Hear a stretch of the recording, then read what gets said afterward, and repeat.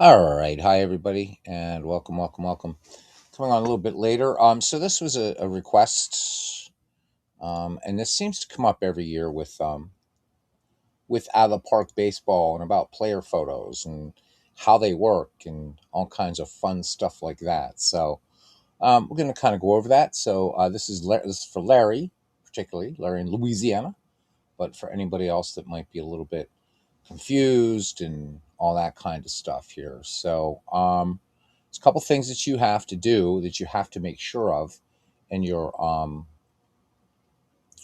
for getting real player photos, because I know there's a lot of people like to use face gen. I'm not a fan of face gen. I've said that many times. I know that a lot of people do like it. I'm just not a fan. So we're going to open up File Explorer here in Windows. If you use a Mac, then whatever it's called in Mac, I have no idea. I can't remember what it's called. Okay. And let's show you where everything goes. Yeah.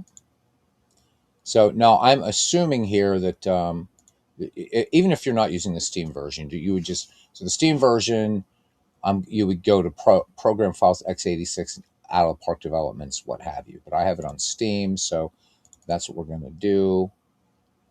All right. And then let me just get into out of park baseball 26. So we got to talk about this business. There we go. Park 26. Okay. So the thing that really throws people about out of the park baseball is sometimes it's very simply just the nomenclature used in the so they're called player picks in out of the park or in action PC baseball. And of course, we talk about pictures of players, right? So we get that going, and to sort of muddy the waters, you have two directories, two subdirectories in out of the park baseball. One is called pictures, and one is called photos. Photos is where, hey Bernie, welcome in. We got us a Diamonds and Dice podcast coming up pretty soon, guys. We're gonna coordinate with Bernie here within a week or two to for March. So it's gonna be a fun, informal one. We'll let you know. Bernie's already picked a subject, and I think it's a good one. And we invite people to come in and talk about that. So you guys will be hearing more about that as we go along. All right. So I know for many people, you already know this, but I see a lot of people using FaceGen. And before I get into this explanation, let me reiterate why I don't. Um, just pick at 8. All right, Bernie. Bernie doesn't play around, dudes. He's about. Bernie says, let's not play around. So Bernie, how about? Do you want to? How about? I mean, this isn't like a difficult subject, so why don't we just do Sunday, this coming Sunday, March the 1st, again around 7 o'clock your time, 10 o'clock my time. I think it's on your channel this time. Does that sound good to you? I'm gonna wait for Bernie to answer. Bernie's the boss when it comes to our the Diamonds and Dice podcast that we do. It made us stars on IMDb. Thank you very much. So 10 p.m. All right. So 10 p.m. Eastern, 7 p.m. Pacific Standard Time. We're not in daylight time yet. So what we're going to be doing is talking about our 3 favorite baseball sims. All right. Um, so Bernie and I agree on a couple of them. Not that the ones that we don't pick we disagree, but we also with Bernie cool with this. Let's open this up for the cards and dice players in our community. Get some people on. You want to just type in the chat or whatever. What are your favorite cards and dice games? So it'll just be fun. We're going to talk. Bernie and I are going to talk about why we have a three, like our top three or what have you. And again, just kind of fun as we are. We're coming up on the quite imminent release, actually 2 weeks from tonight, of the full release of Out of the Park Baseball 27. If you order it from the developers, you'll be able to get it on the 10th of March. So you get access to the final beta. If you buy it on Steam, you will get a 10% discount. You don't get early access to the beta, but the advantage I think to the Steam version is that the game's automatically updated. We got Payoff Pitch coming out. I'm still waiting to hear from Avon Root. I know that he's asked me, and I'm very, very chuffed and honored and thankful. I'm going to get a chance to test the beta of Payoff Pitch. So we've got that coming up. There's apparently going to be a new Dombrov baseball coming out very soon. We've got Digital Diamond coming out, I guess sometimes release. So Bernie says that Out of the Park's release always feels like the beginning of baseball season for him. Does for me too. Even though, the one that's always first to release is Action PC Baseball. Yeah, it really is. I know when Out of the Park Baseball, it's like, yep, we're right there. We're right there. And we Pirates fans, we're feeling optimistic. Connor Griffin, Paul Skeens, and it's all looking pretty good for us. So anyhow, join us Sunday, March 1st, on Bernard Strom Sports Replays for the March edition of Diamonds and Dice. We're going to just talk about our favorite baseball games. And Bernie, I know Bernie wanted to talk about his top three, but hopefully Bernie will also talk about some of the dice games that he finds. I mean, because he's been playing, and an avid collector. He said he's kind of slowed down on that now. So we hope you guys come. It'll be a lot of fun. Pirates, yeah, we do. This kid's got, his power is ridiculous. And I mean, there are people like just buzzing all over baseball, and there's already some rumors that Nutting's ready to spring for already a major contract for this kid. So we do that, and we somehow can lock down Paul Skeens. Look out. All right, let's get back to this really, really just kind of briefly, because there's a couple things that Larry was kind of just curious, like, oh, what do I do? Because he's saying that the player photos aren't always showing up for him. So the number, and I don't think Larry did this, but I'm going to go over this anyhow, because people do make this mistake. They think that the player pictures must go in pictures. So it's got these little default player photos and stuff like that. You don't mess with these. All right. Nothing goes in there. The real player photos are not going to be found. They're photos in Out of the Park Baseball. And there they are. There they are. Now, mine isn't complete. I've got 46,573. I haven't updated in a while, but man, with all the baseball games, we've got all kinds of players' pictures.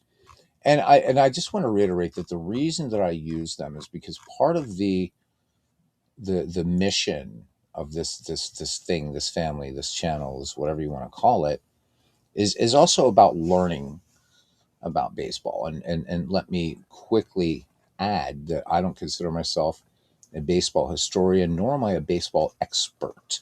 I am, like everybody else here, a student of the history of the game. But I think when we're playing, especially when we're getting back before, say, the 1960s, which would probably be maybe the extent of the maybe kind of aggregate memory for a lot of people here of seeing live baseball. Maybe a couple guys have seen some baseball in the 50s, but I doubt it. So let's just say from the 60s onward. But when we're getting back into the 40s, the 30s, the 20s, the teens, right?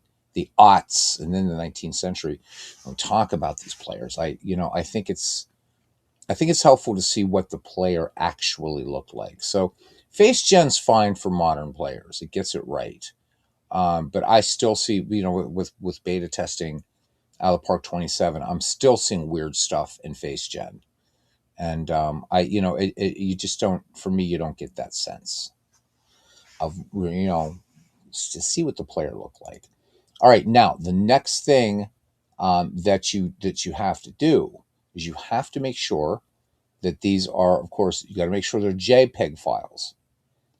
If you have any, it's not going to read PNG files or any other type of graphics files. It's got to be that.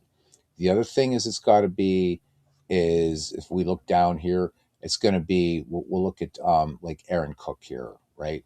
So we have a couple of different versions of Aaron Cook, but it's always got to be first name, underbar or underscore, last name. Now, you can also add one more underbar if you have like different pictures of him. So we have Aaron Cook here with the Rockies, and we also have him here with the Boston Red Sox. And if you can see, you have to put your nose way up on the screen, but you'll see another underbar with a B. That's just for you. That's really for you to differentiate so that when you're looking for pictures and you're saying, oh, I want, I'm doing a Red Sox thing and I've got Aaron Cook, but I'd rather him in his Red Sox livery. So that's really for you. All right. And Bernie says, first game, remember, since sort of 1959. So, Bernie, you're right there at the cusp. Boston shortstop Don Budden beat the Yankees with a 10th inning grand slam. It was hooked from that game until now and always will be. Bernie, I had a triple play in a game last week. I was so blown away by that. Or was this past week? So same, we can see here the same with Aaron Foltz. So there's 3 pictures of Aaron. 4, Aaron Foltz, boy, this dude gets around, doesn't he? So again, whatever naming convention that you want to use here, just feel free. I don't know why they put R. Okay, yeah, for the Rangers. So, and there's a couple versions of him, but that's basically what you want to do. Okay. The other thing that you want to do, and I'm gonna minimize this because we're gonna do one more thing to show you how to make the game reset. Okay. But if I go and I mouse over all my dudes there's Bill Madlock. Now, I'm not that picky. I could go in and change Bill Madlock. Right now he's wearing a Chicago Cubs hat, right? I could change if I wanted to look around. I could do that. I don't really care. Doesn't that I'm not that picky that I'm like, oh my god, that you can. So, and any of the photo packs that are available, but you can see all my players are showing up. So what you want to do is go up to game, and you want to go to settings, all right, and you want to go to face gen, all right, and you want to make sure actually in here that you have face gen disabled, and I know it's disabled because all of this is grayed out. Okay, all of that's grayed out, but there's one other place that you have to do it too. So if we go, let's go back to the start screen. Okay, and let's go to settings and face gen right up here. Make sure that it's disabled. So if you enable it, it's going to give you options where you can use it if it doesn't find a player photo. What I turn it off, and what it will do, pardon me, is if it doesn't find a player photo, it's just going to put the logo, the team's logo, whatever, on there. So that's what you want to do. The other thing you want to make sure that you're not using like really, really huge photos, right? So ideally they should be around 90 by 135 pixels. So to give you an idea of what that is, let's go ahead and click OK.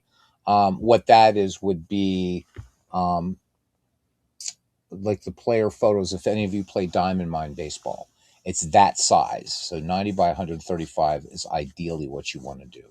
Okay. Hey, John joining Bernie and I here, hanging out. Just doing a quick little tutorial about player photos for Larry. Hopefully he catches this. All right. Now, there is one other thing that you can do. All right. And this is a clear cache. Okay, so we have to bring back our, boom, like this. All right. And then what we're going to do is we're going to go to our league folder. Okay. So let's go to our league folder. Let's go up. Boing. All right. And I think we got to go up there one more time. Let me see. Maybe it is in save games. Hang on. This is something I usually don't do. But this might be Oh, nope, that's not it either. Where is my league folder? Hold on. Go to my save game folder. Maybe I don't have, do I have anything saved? Maybe I don't. Maybe I don't. I thought I had some save games here. Because I just, yeah, do whatever. I do whatever. Hold on. So, league folder. I gotta find my league folder. League. Where are you? So, this is where I'm in uncharted territory. But basically, you're going to look for your league folder, news, HTML, images, person underbar pictures, and it's going to cache images. And when you delete that directory, it's going to force a refresh in the game. So, Larry, let me know if that doesn't work for you. Then I will actually go through and look for all that kind of stuff and find it. But I've found that just disabling face gen seems to work just fine, because I'm not seeing anything here in 26 that is going to help us. So again, the main thing is going to be, yeah. So look, there it is, Al Park 27. Ooh, baby. It's Smexe. Let's look at Al Park 25, because maybe I can find that in there. Because, and then again, probably not. I don't know. I have saved games here and there. Don't have anything in here, do I? So read me. Save games directory, gamer league database, XYZ, creative folder, XYZ league here. So yeah, apparently, I just haven't been doing that stuff because I'm really bad at it's saving and backing up games. So, but again, it's everything. So you can look at here and out of the park 25. I think I moved all my photos out of there now. Yeah, oh, yeah. So this is a new computer. That's why I didn't bother putting the photos in out of the park 25. But that's basically it. How you can do that. Um, so that's kind of it. There's really not much more to talk about. There's a nice YouTube video here that I'm going to put in for you guys. Hello, OOTP. This is How the Twins34. is Once again here to do a tutorial. including the upcoming And this time I am going to be 7. doing how to do... All right, I'm going to put that in the chat. Hey, Philip, welcome in. There we go. And I don't think I can.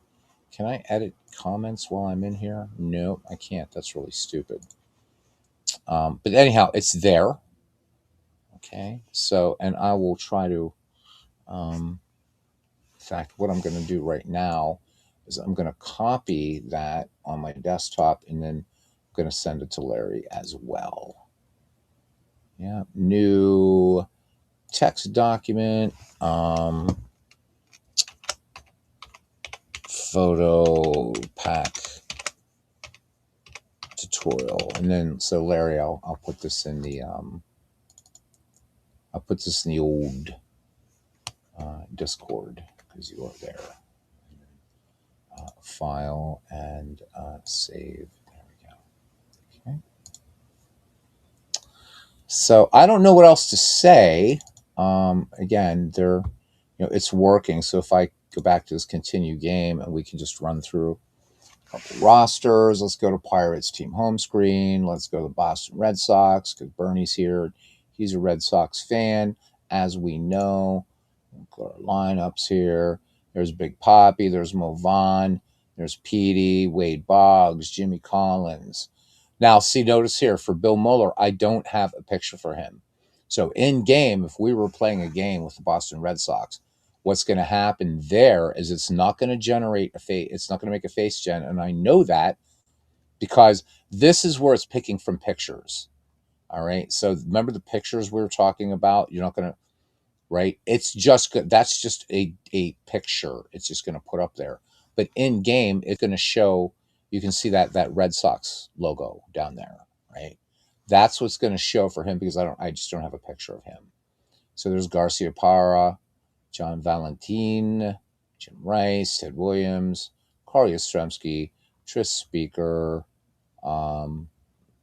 Earl Webb, there's Fred Lynn, what have you. So I know these will work.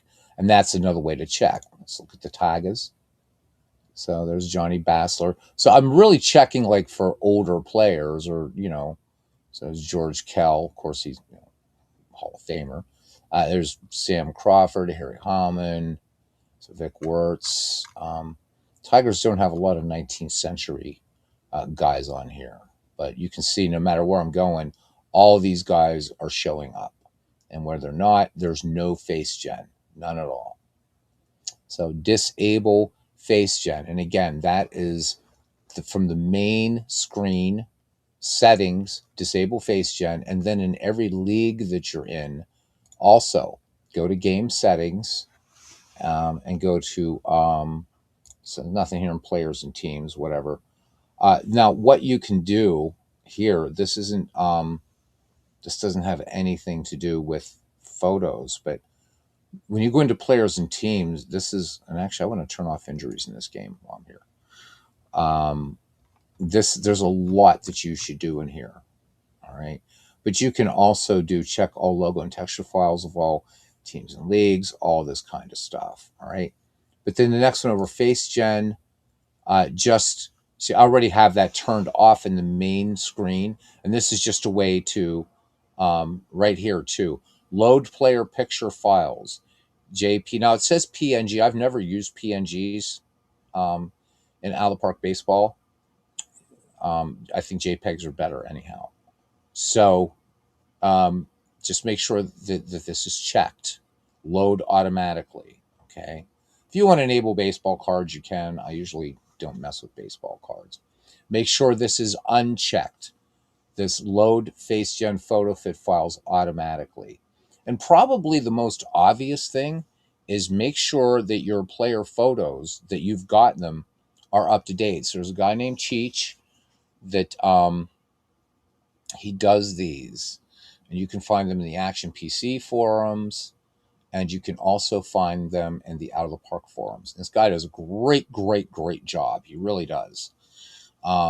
That's kind of like my go-to every year to get player photos, really for both games, because if you have Action PC Baseball, you can use those photos in Out of the Park Baseball and vice versa, which is really nice. These won't work in Diamond Mine Baseball because Diamond Mine, and also Baseball Mogul, by the way, same thing. You've got their naming convention is very different in that they use player ID. So your Diamond Mine photos are not going to work in this game, but your Action PC photos will. But remember, it's first name underbar last name, and then if you have multiple photos, and I'm going to keep using the term photo since we're in Out of the Park Baseball.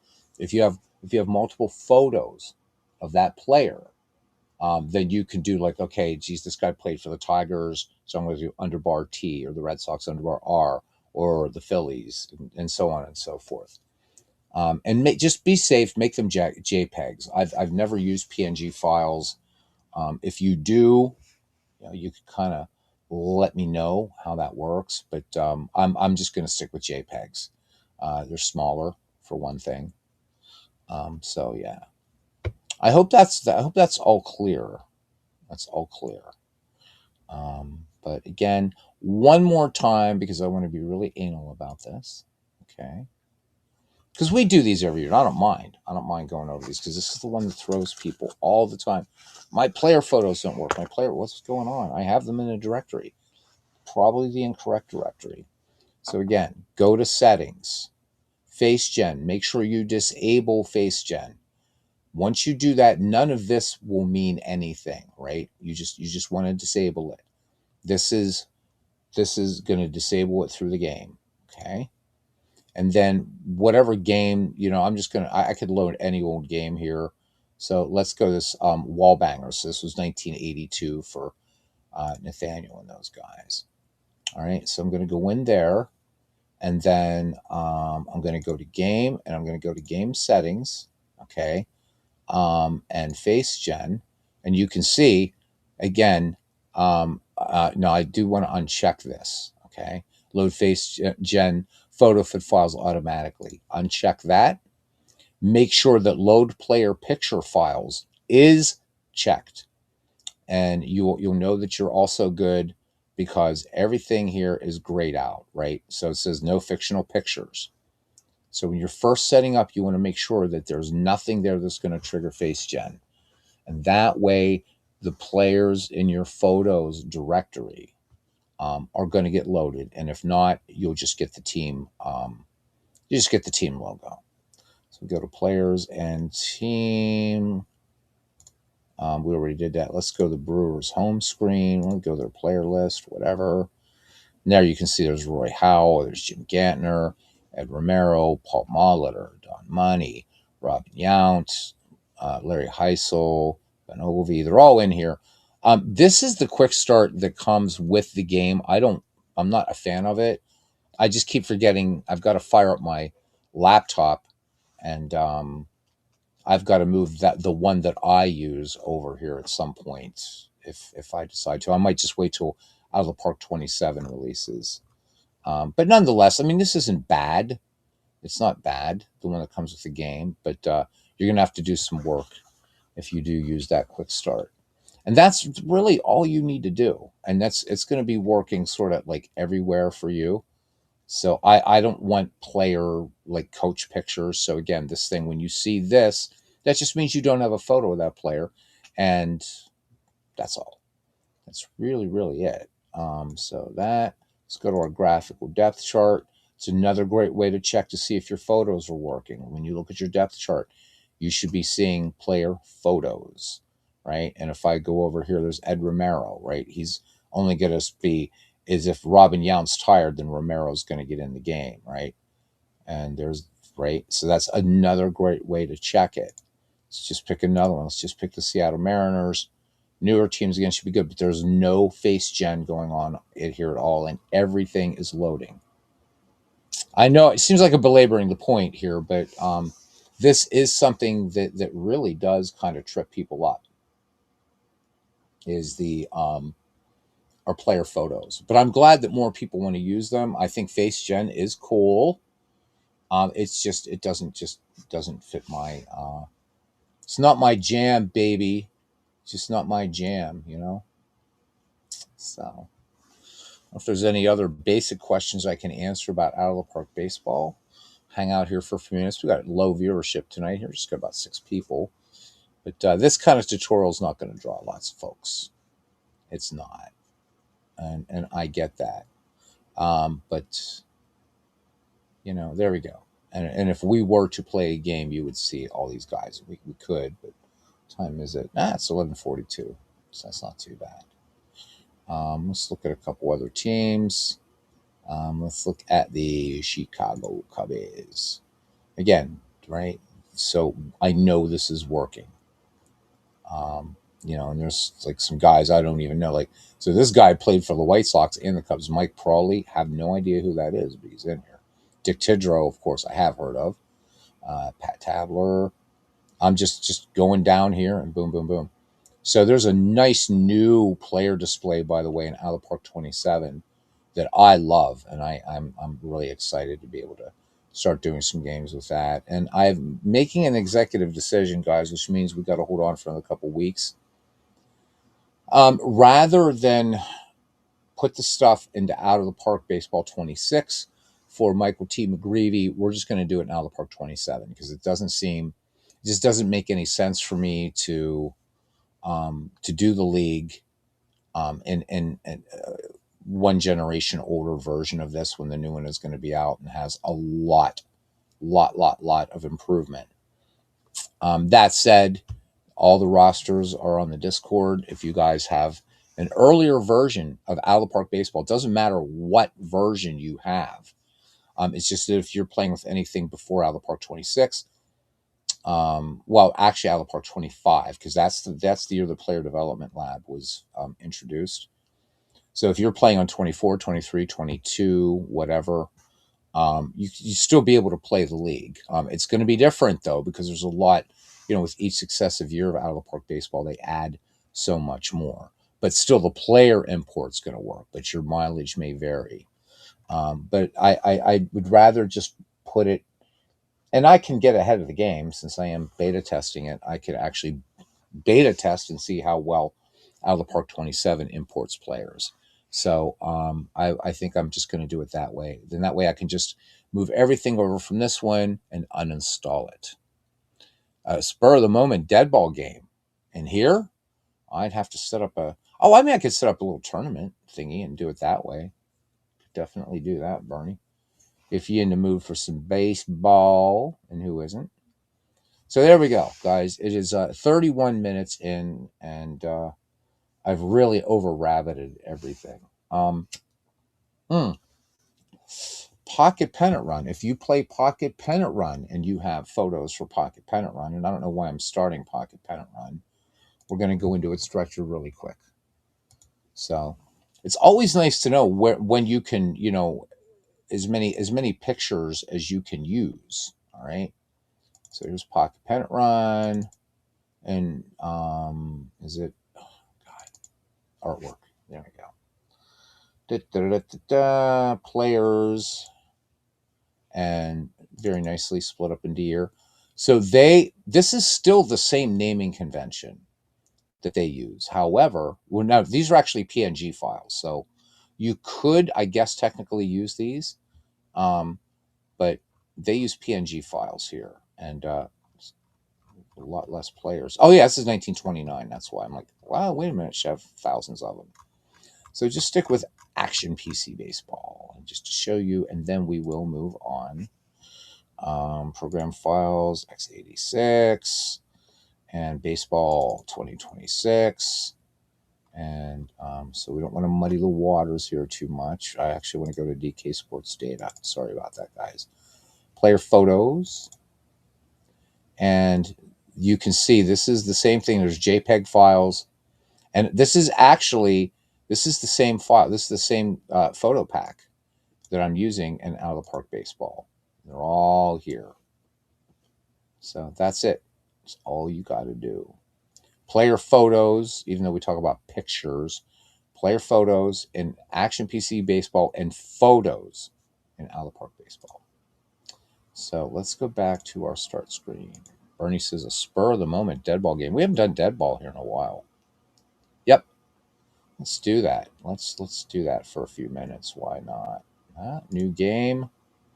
Let's do an historical exhibition back in the dead ball days. And I'm not going to select a World Series. Let's just pick two teams from the dead ball era. It's been a little while, except for that little thing. Let's do 1902. No, because I want the Pirates to be the home team for a change. Let's do the 1906 Chicago Cubs. Tough team. 116 wins and 36 losses. And we're going to play them against the 1902. So we're going way back. This is where everybody leaves now. Pittsburgh Pirates. Pittsburgh Pirates were 103 wins and 36 losses. All right. So let's look at a recap of 1906. Chicago was the center of the baseball world in 1906. The Cubs roared to a 116 and 36 record, easily outdistancing the rest of the National League, and the White Sox finished on top in a tight American League race.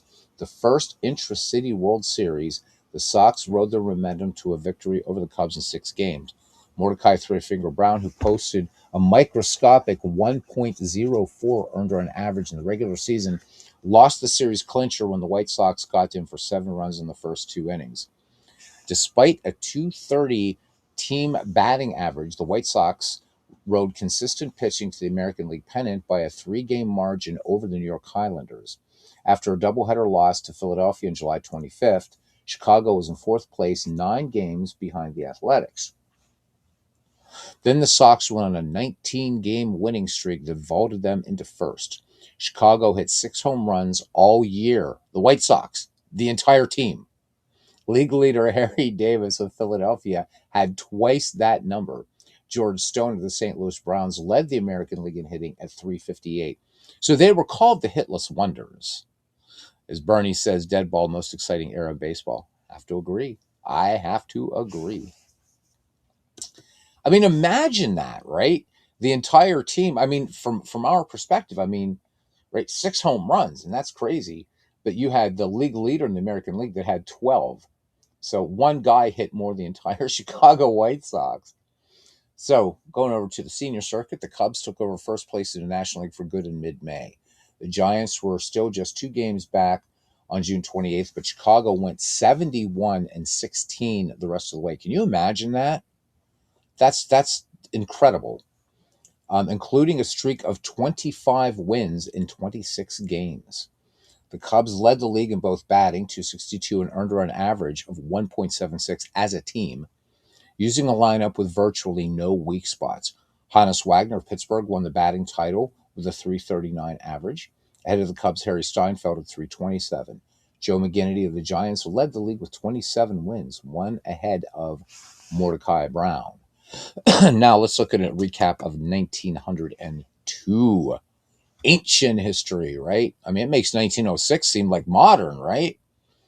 Upheaval in the ranks was the hallmark of the 1902 season. When the American League's Milwaukee Brewers folded and the franchise was moved to St. Louis, 6 of the regulars from the National League's Cardinals jumped to play for the new team.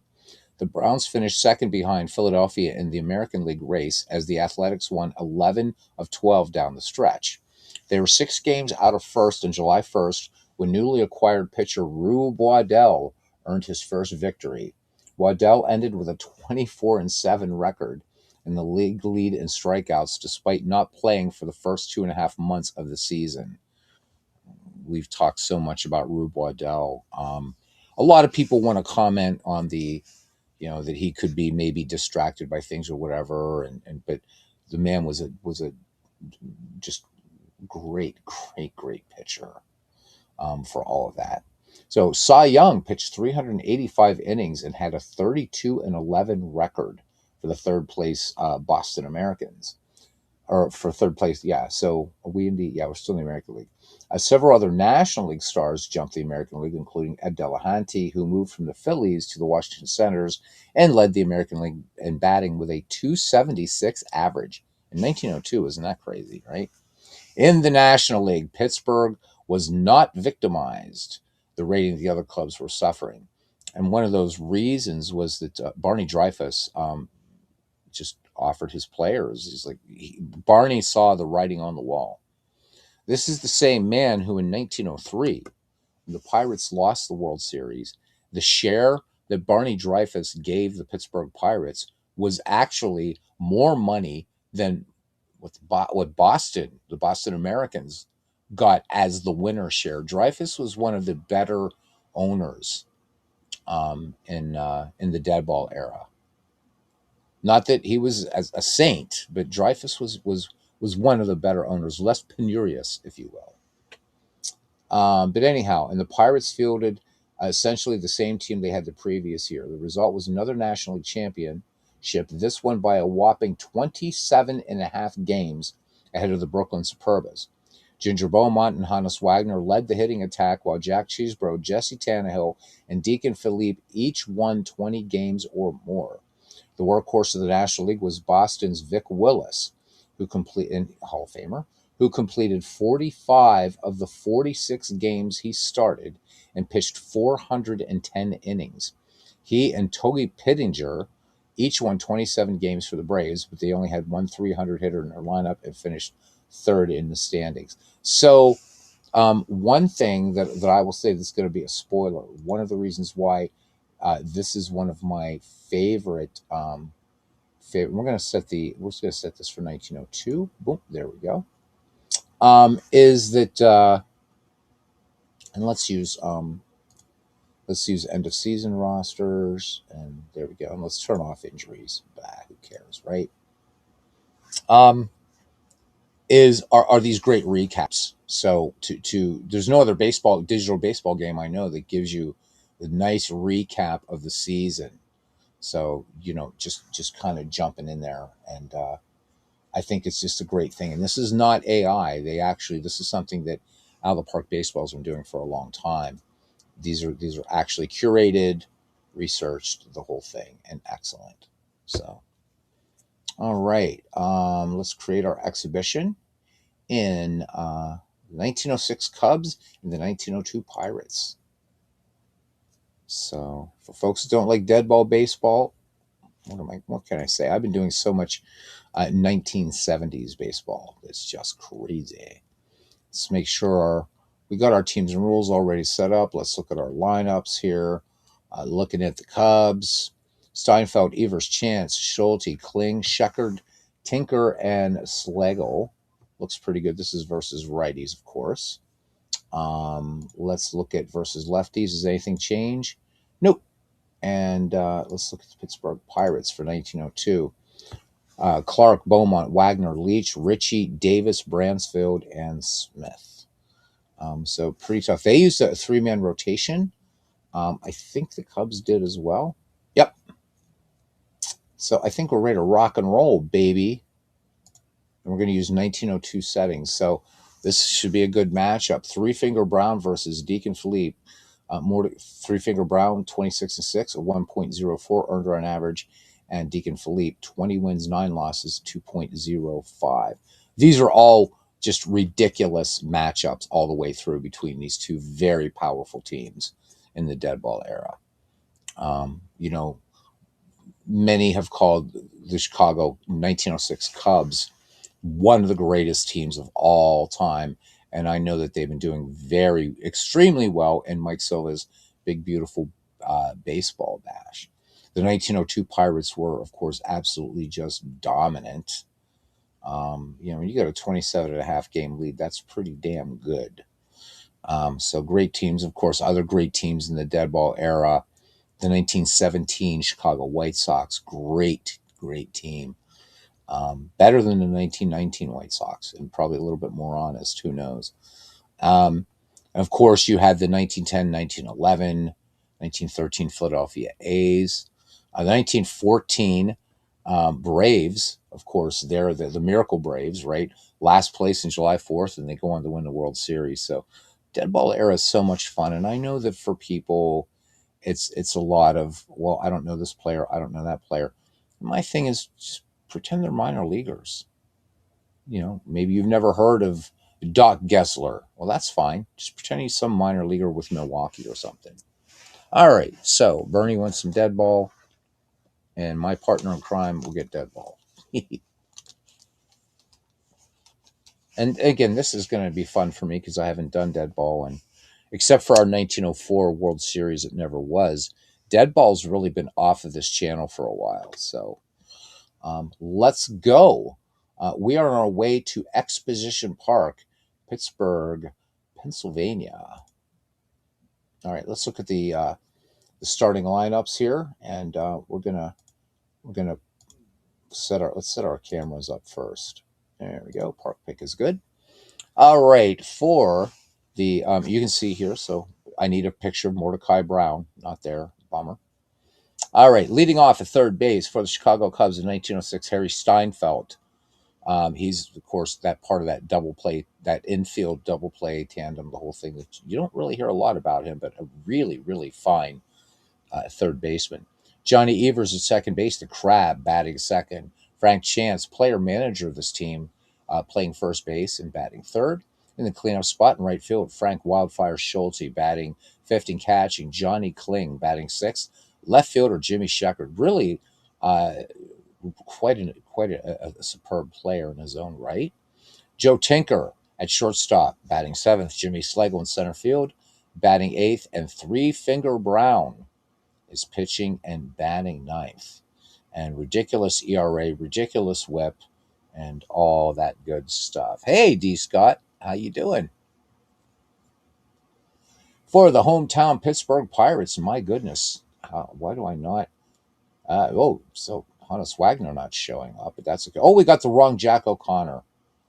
Okay, so unfortunately, in this mode in out of the park baseball, I can't change pictures.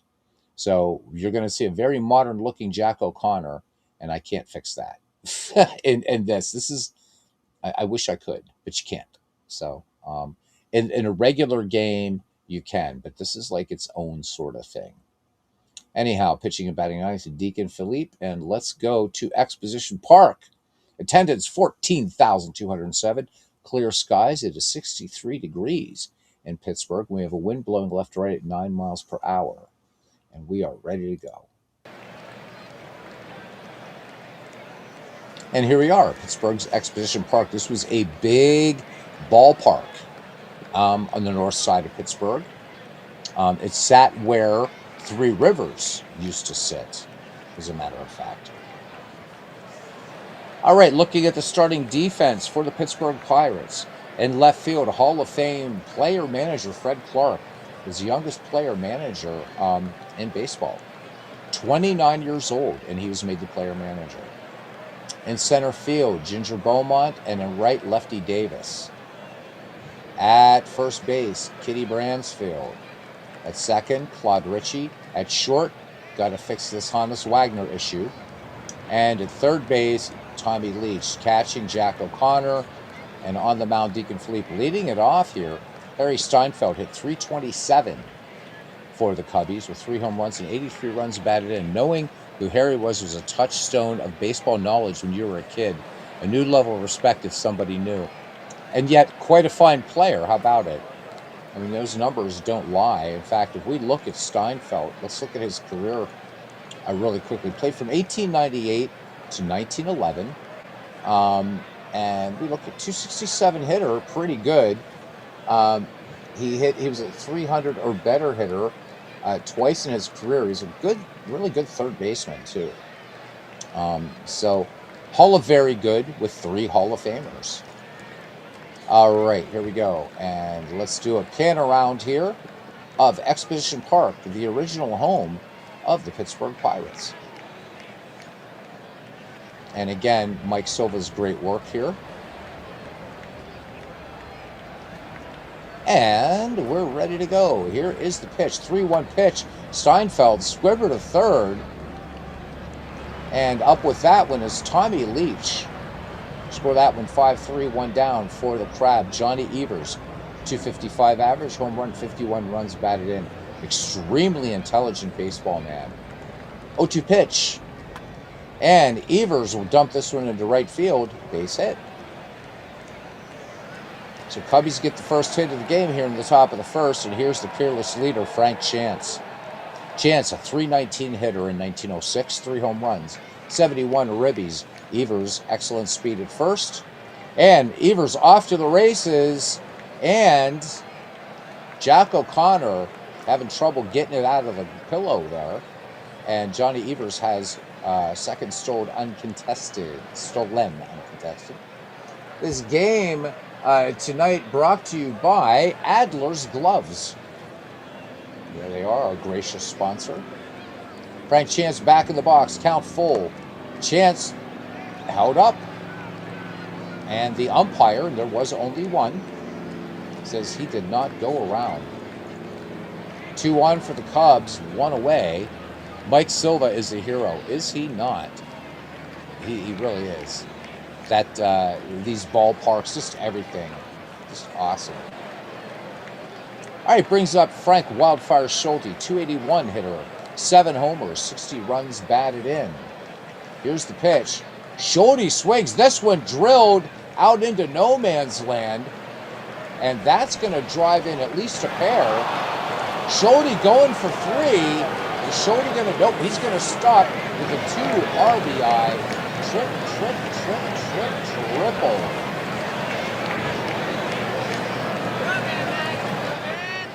So the Cubs with 2 on the board, just 1 down, and Deacon Philippe had some early trouble here as Johnny Kling steps to the plate. The Cubs catcher, 2 home runs, 46 runs batted in, a .312 average. From the stretch and the 1-1 pitch, Kling swings, grounded up the middle, base hit, RBI single for Johnny Kling, and the Cubs post 3 here in the top of the first. Cubs seeing Philippe very well here is Jimmy Sheckard.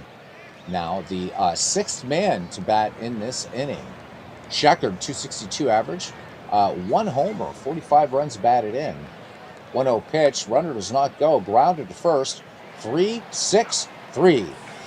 And that's the way you finally get it done. Bransfield to Wagner and back to Bransfield. 3 runs, 3 hits, no errors. Nobody left on. We go to the bottom of the first, the 1906 Cubs 3 and the 1902 Pittsburgh Pirates coming to bat. Dead ball and out of the park baseball truly takes you back in time. It does. And I mean, Mike's ballpark's so much to do with that. So you can see, Larry, if you catch this at some point, you see that there's no photo for Mordecai Brown. So all it does is just superimposes the logo. And I think that looks nicer than the face gen stuff. My own opinion. All right, let's look at the starting defense for the Cubbies. In left field, it's Jimmy Sheckard. In center, Jimmy Schlegel. And in right, Wildfire Schulte. At first base, Frank Chance. At second, Johnny Evers. At short, Joe Tinker. And at third, Harry Steinfeld. Catching is Johnny Kling. And the great Three-Finger Brown. Mordecai Peter Centennial Brown was his real name. On the dish, or on the hill, I should say. Fred Clark leading it off. 316 average for Clark, 2 homers. 53 runs batted in, and here we go. 0-2 pitch on the way from Three-Finger Brown. Clark swings, hard hit, ground ball past first into right field, and here we go. And Fred Clark turning on the afterburners, stand-up double. So you can see up there, I don't look at this, but just to point out, one of the things that Out of the Park Baseball has some issues with, because these parks are all geo-referenced, is when it's saying rolling toward the wall, we see that, we see the right fielder here, right? We see Schulte to the ball, and you're thinking, how does Fred Clark get to second? So this was a huge ballpark. This is bigger than any ballpark that you would see nowadays. So Out of the Park, so you kind of have to give a little bit of license for that. Other Huntington Avenue grounds in Boston, huge ballpark. In the dead ball era, big ballparks were the rule. The exception would be like Baker Bowl. All right, here's Ginger Beaumont, 357 average with 67 runs batted in. And Fred Clark at second, 0-2 pitch on the way to Ginger Beaumont.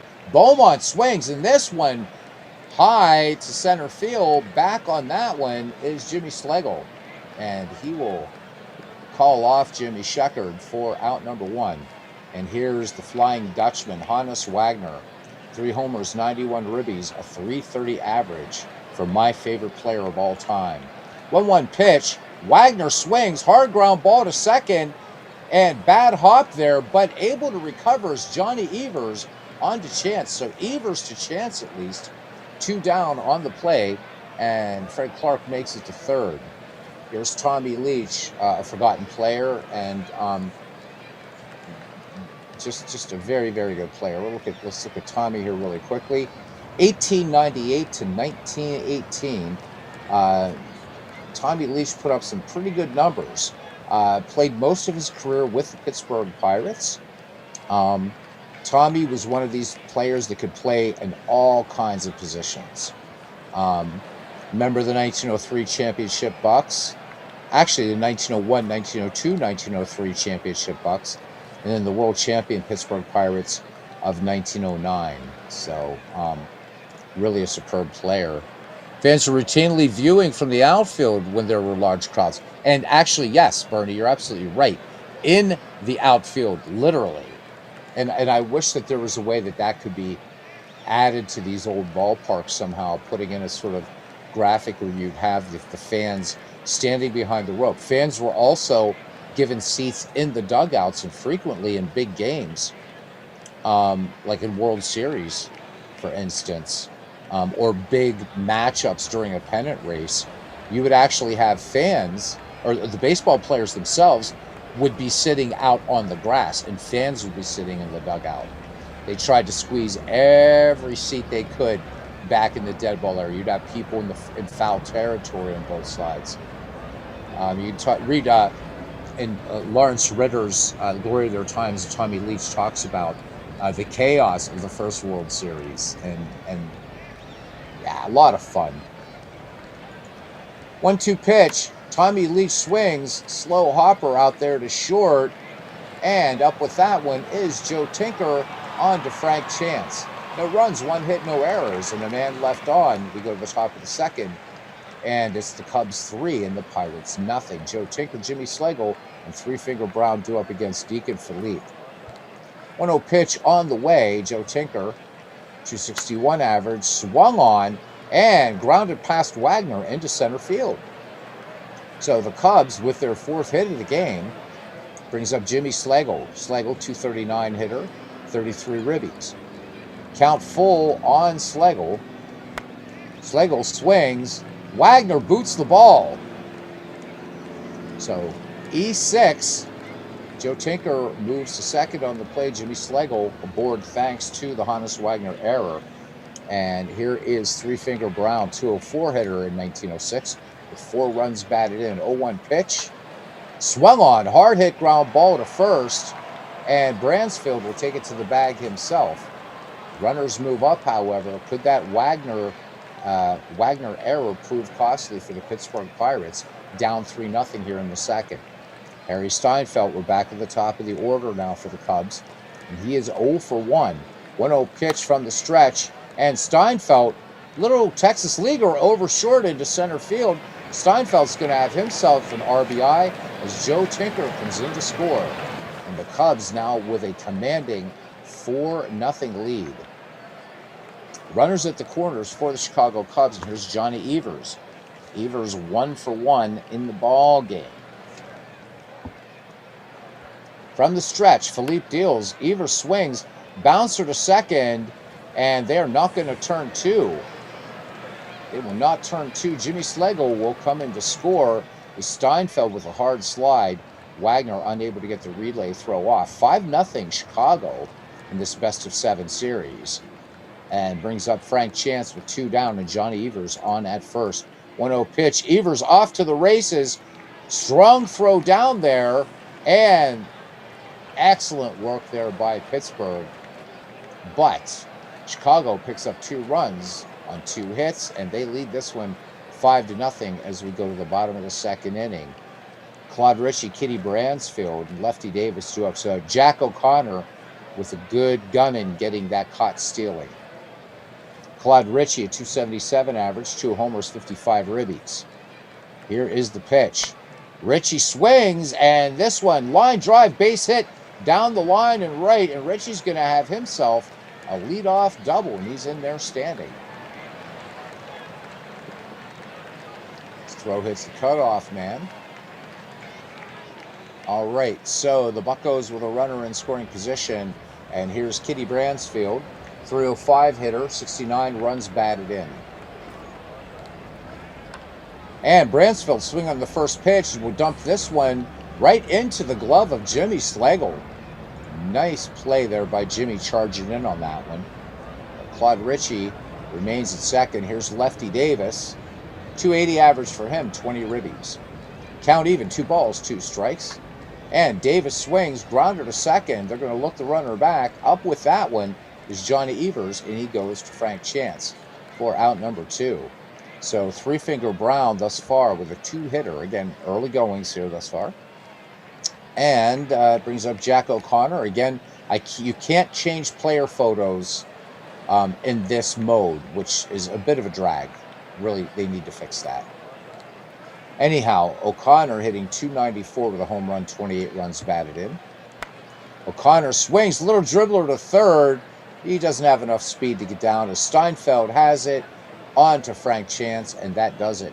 So the Buccos go quietly. They leave a runner in scoring position. Top of the third, Cubs lead the Pirates 5-0. So Paul Fay, if you catch this tomorrow or whenever, your Cubbies right now holding a nice lead. All right, Frank Chance, Wildfire Schulte, and Johnny Kling do up. Fearless leader in there now. Count full on Chance. Chance swings, and routine grounder down to first, and Kitty Bransfield will take 1 1/2 steps to the bag himself. So 1 away, and Deacon Philippe getting roughed up. 2 crooked numbers for the Chicago Cubs. 3 in the first, 2 in the second. Looking for a clean inning here is Wildfire Schulte. 2 RBI for him in this game with that 2-run triple. First pitch swinging, and this one Little Texas leaguer, right over short, into left. Runner on, and Wildflower Strode will run all day. Here's Johnny Kling. He has an RBI in this game. 2-1 pitch. Runner does not go. Up the middle, base hit. And this is really when I say that this game plays dead ball baseball very well. Throw to third, not in time.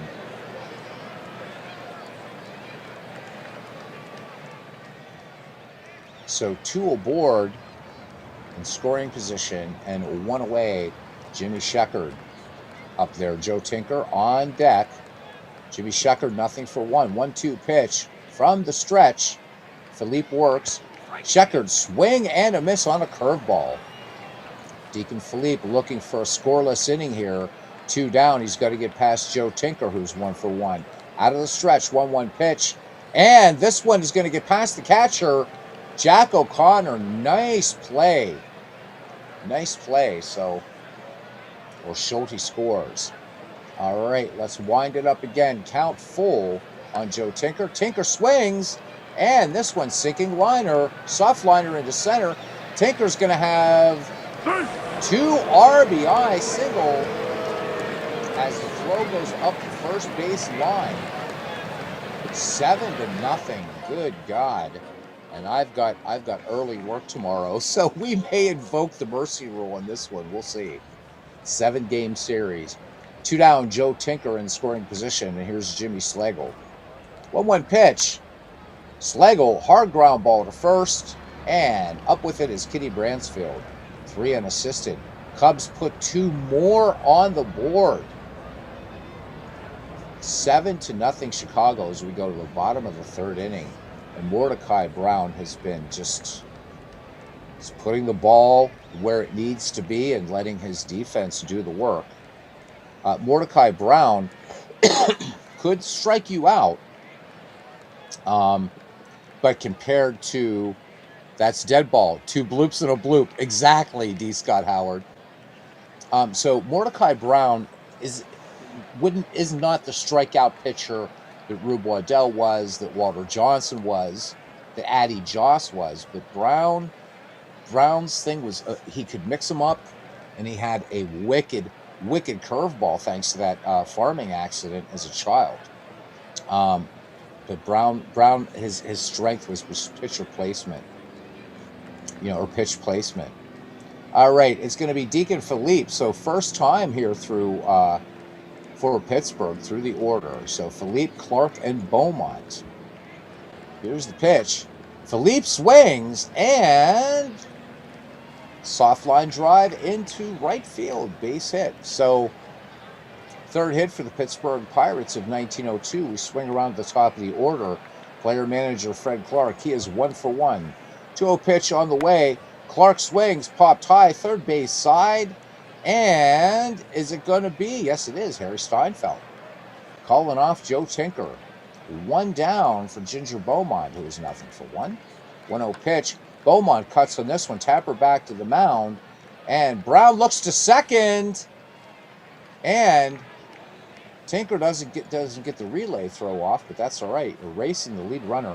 Good heads-up play there by Three Finger Brown. All right, Hannes Wagner, nothing for 1. Count full on the Flying Dutchman. And Wagner swings, slow roller out to third. And up with that one is the Harry Steinfeld show. So no runs, 1 hit, no errors. And the Buccos strand another. We go to the top of the 4th. And again, it was that curveball there from Mordecai Brown getting it done. Top of the 4th, 7-0 Chicago. And it will be Three Finger Brown, Harry Steinfeld, and Johnny Evers due up.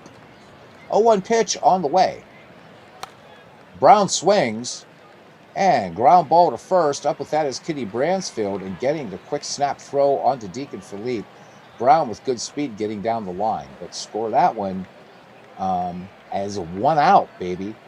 All right, back at the top of the order, Harry Steinfeld, 1 for 2 with an RBI. Count full. Here's the pitch. Steinfeld cuts on this one. Popped high on the right side. And who you going to call? You're going to call Clyde Ritchie. Has it for out number 2. Johnny Evers, 1 for 2 with an RBI. Count 1 ball, 1 strike. Evers swings and ground ball to first. And Kitty Bransfield will take it to the bag himself. And for the first time in this ball game, Chicago Cubs held scoreless, a scoreless inning. Mordecai Brown will face Tommy Leach, Claude Ritchie, and Kitty Bransfield here in the bottom of the fourth. Exposition Park, Pittsburgh, Pennsylvania. Count full on Tommy Leach. Leach fists this one out into center field, but it's going to hang up there for Jimmy Slagle to has it, to reel it in, to has it. That can tell you how tired I am. Jerry Four Fingers Garcia was a similar story in rock and roll. Yeah. Another guy, too, Tony Iommi. Tony Iommi missing a digit, half of a digit or something from Black Sabbath. So, got to say I'm gratified. 6 people hanging out for some early dead ball. Not just dead ball, but early dead ball. So thanks, folks. Appreciate you. Claude Ritchie now, batting with 1 down. He is 1 for 1. 1-2 pitch on the way. Doubled his last time up. And Mordecai Brown, strike 3 called. Little all right. That's another thing that's really, really cool that this game does. So first strikeout for 3 Finger Brown, but Claude Ritchie's nickname was Little All Right. So that we'll put in nicknames at times. Again, I know I'm giving spoilers. Everybody knows this is my favorite baseball sim. So, all right, here's Kitty Bransfield. Action PC, a very close second. 2 down. And here's the pitch. Bransfield swings at the first pitch and drills this over short into center field. Got that one right on the button as Tinker leaps, but unable to get to that ball. All right, here's Lefty Davis now. Brown deals 1-2 pitch and big swing and a miss. And that one a fastball. So the Buccos again strand a runner. We head to the top of the 5th inning here in 1902. It's the 1906 Cubs 7 and the 1902 Pirates nothing. And we got Warren McLaughlin now coming on to pitch for the Pittsburgh Pirates. So Deacon Philippe's day is done. Don't know much about Warren McLaughlin. Let's have a look there. Pretty cool picture there of him. Very short career, played in 1900, 1902, and 1903. Let's look at his pitching.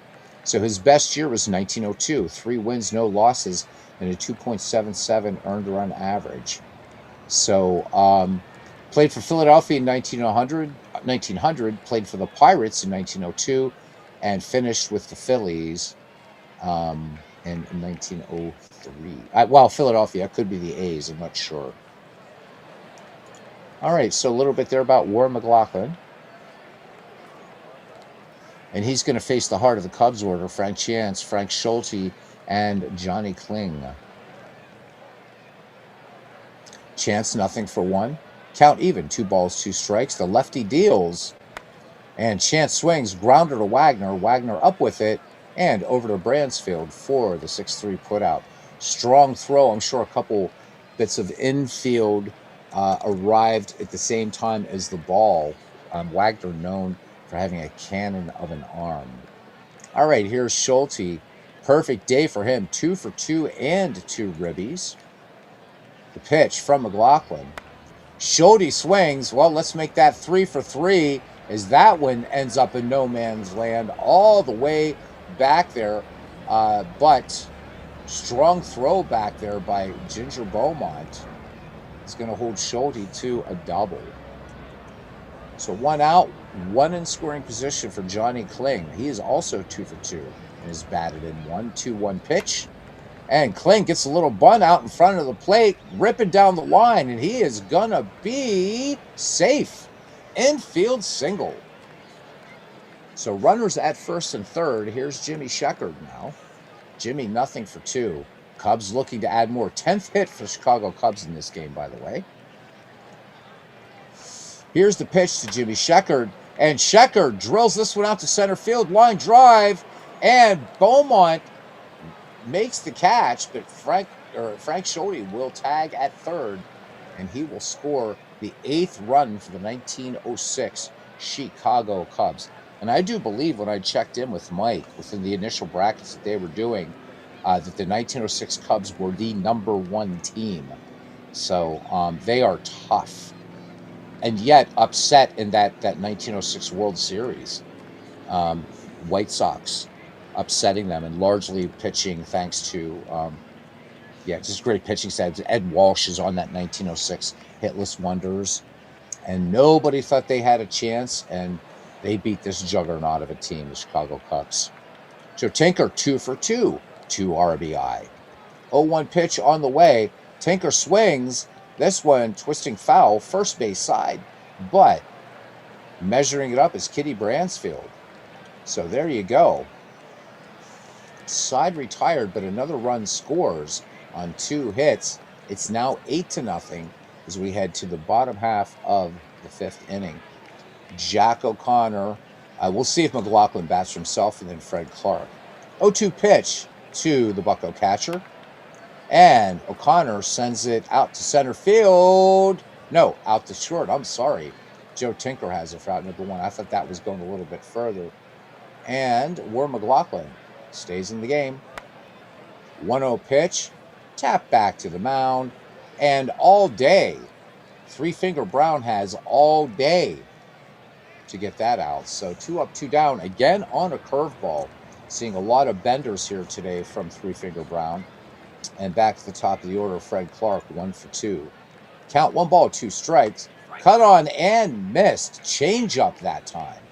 Pirates go in order, looking ugly here in Exposition Park as we head to the top of the 6th inning. The Cubs 8 and the Pirates nothing.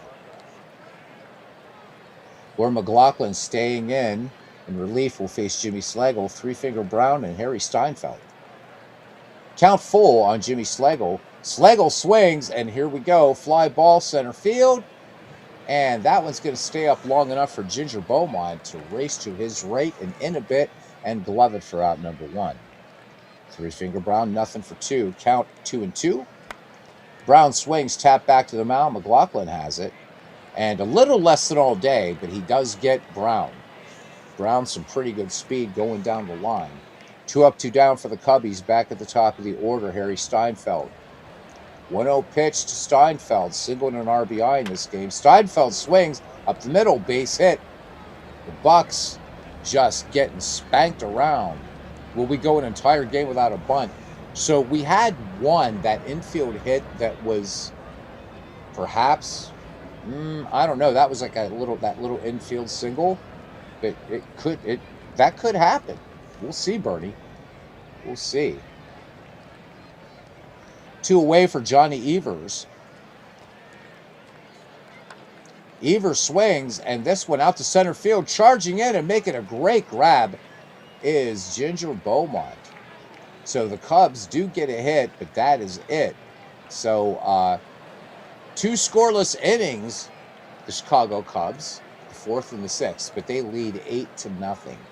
Three Finger Brown will face Beaumont, Wagner, and Leach. And the Pittsburgh Pirates need to get to work here in Game 1 of this best of 7. Bucko center fielder, nothing for 2. Count even, 2-2. Grounded out his last time up. And this time he's going to pop it way up in the chimney and roaring in there. On the bump and over the bump is Joe Tinker. So 1 away. And, people have talked about this being a sort of overrated infield, and they weren't. This was a superb infield. Just you look at these numbers defensively for the Chicago Cubs. Is it any wonder? Not only with these batting averages, but you look at that infield. They were fantastic. And what did Tony La Russa always say? You have to be strong up the middle. You look at Tinker and Evers, just absolutely fantastic at short and second, respectively. And Jimmy Slagle, quite a fine center fielder. All right, here's Hannes Wagner batting with 1 down. The home crowd looking for the Flying Dutchman to get on base and make some noise. 1-0 pitch. And Wagner sends this out to center field, and that's going to be just what the Pittsburgh Pirate fans want. Wagner will have himself a 1-out double.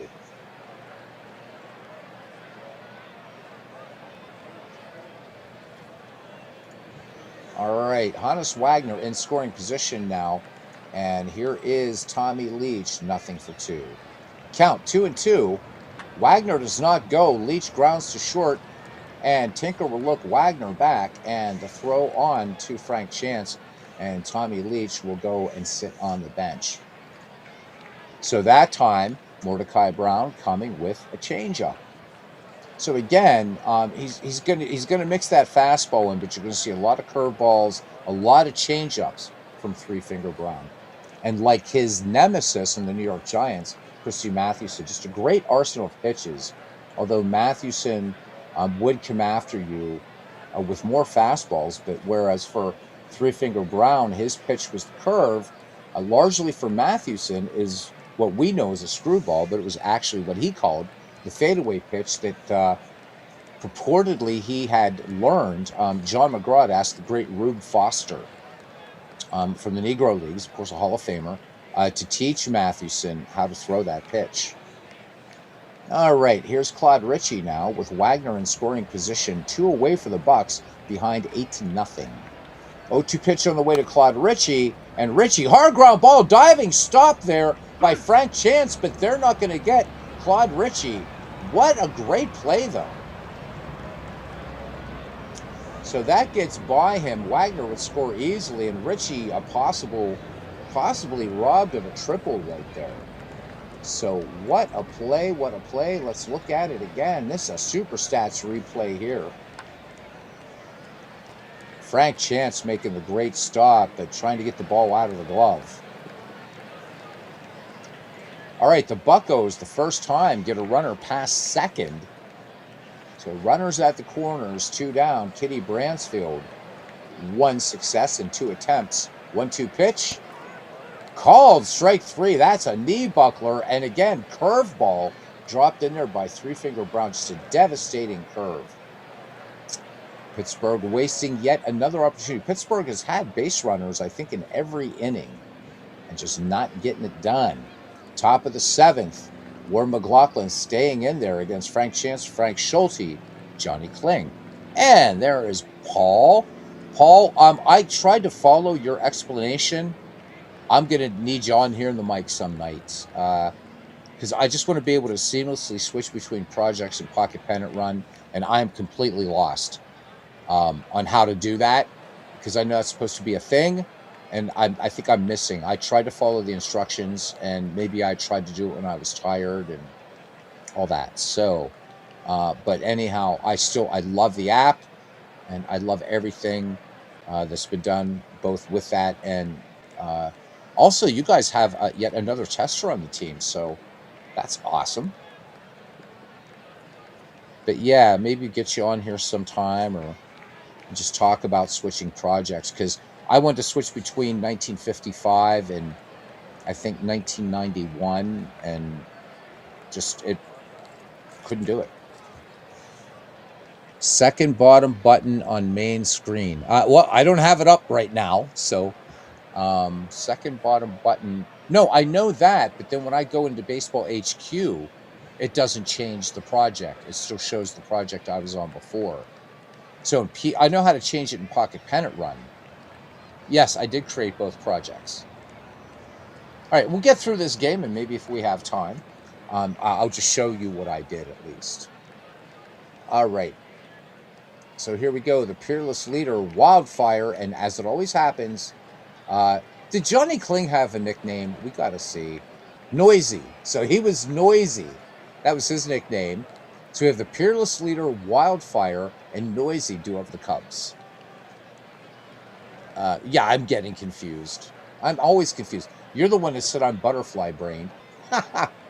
So Bernie wanted some dead ball baseball, and that's what we're doing after we did our little photo tutorial here in Out of the Park Baseball. Only hardcore folks hanging out for this. This is early dead ball. All right, Peerless Leader, nothing for 2. Ahead in the count, 2-1. Chance swings, and this one skied way, way high, shallow left, and it's going to be Hannes Wagner out there to call off his manager and make the grab for out number 1. And here is, when have you known me not to be confused, Paul? Schulte, what a day he is having. I think he's going to be player of the game for Chicago. Although, Three Finger Brown pitching a 6-hit shutout right now. Schulte is 3 for 3, and he's batted in 2. 1-2 pitch on the way. Double back in the 5th. Schulte, late swing. Fastball there by Warren McLaughlin, picking up his first K of the game.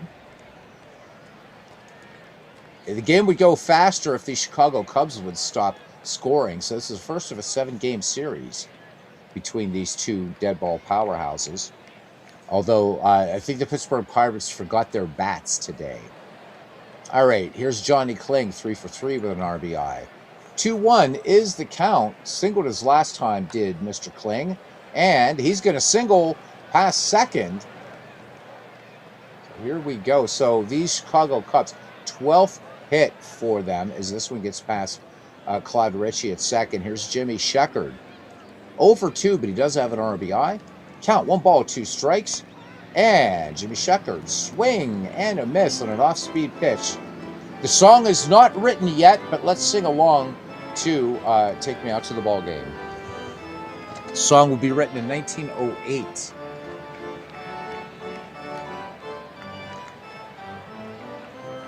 We could see. That would be funny. Johnny Kling's nickname is Peaches. Yeah, but he's noisy. Noisy Kling. But Kling Peaches would be a good one. Or Peaches Kling.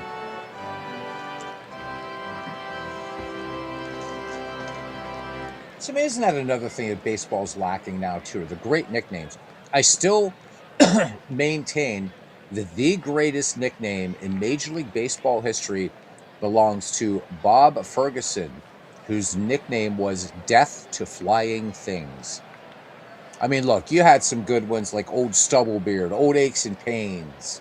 Babe Ruth had like 300 nicknames or something. But, man, if you're known as Death to Flying Things, that is an accomplishment in itself. Bob Ferguson, Death to Flying Things. Oh, well, Beatles Eternally. Hell yeah. Damn right. World changing. So Johnny Freestone. Johnny Freestone. There you go. So D. Scott Howard coming. No.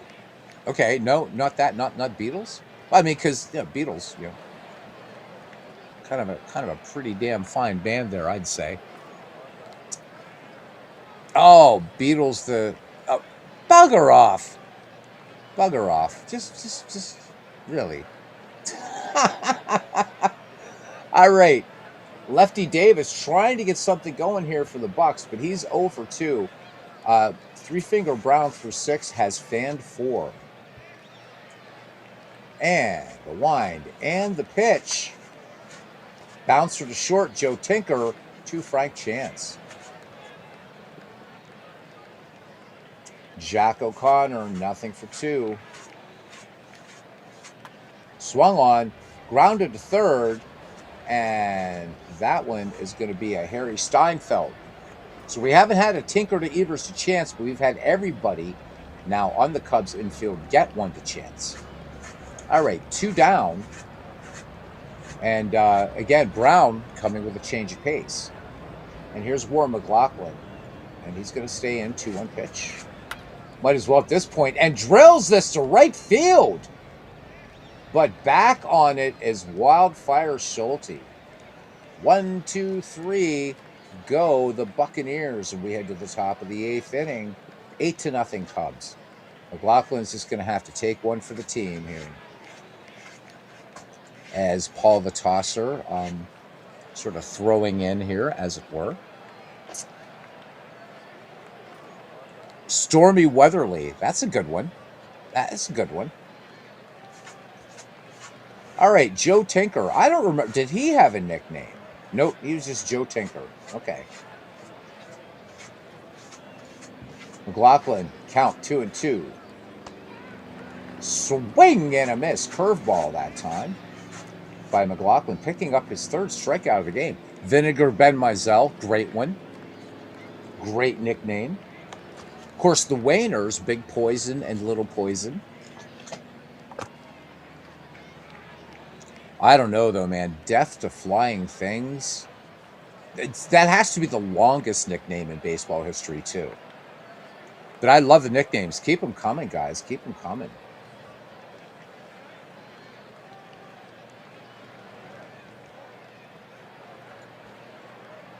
Count full on Jimmy Schlegel, and Jimmy Schlegel draws the walk on a 3-2 pitch. All right, here's Three Finger Brown, nothing for three. Not in there for the stick, though. Here we go.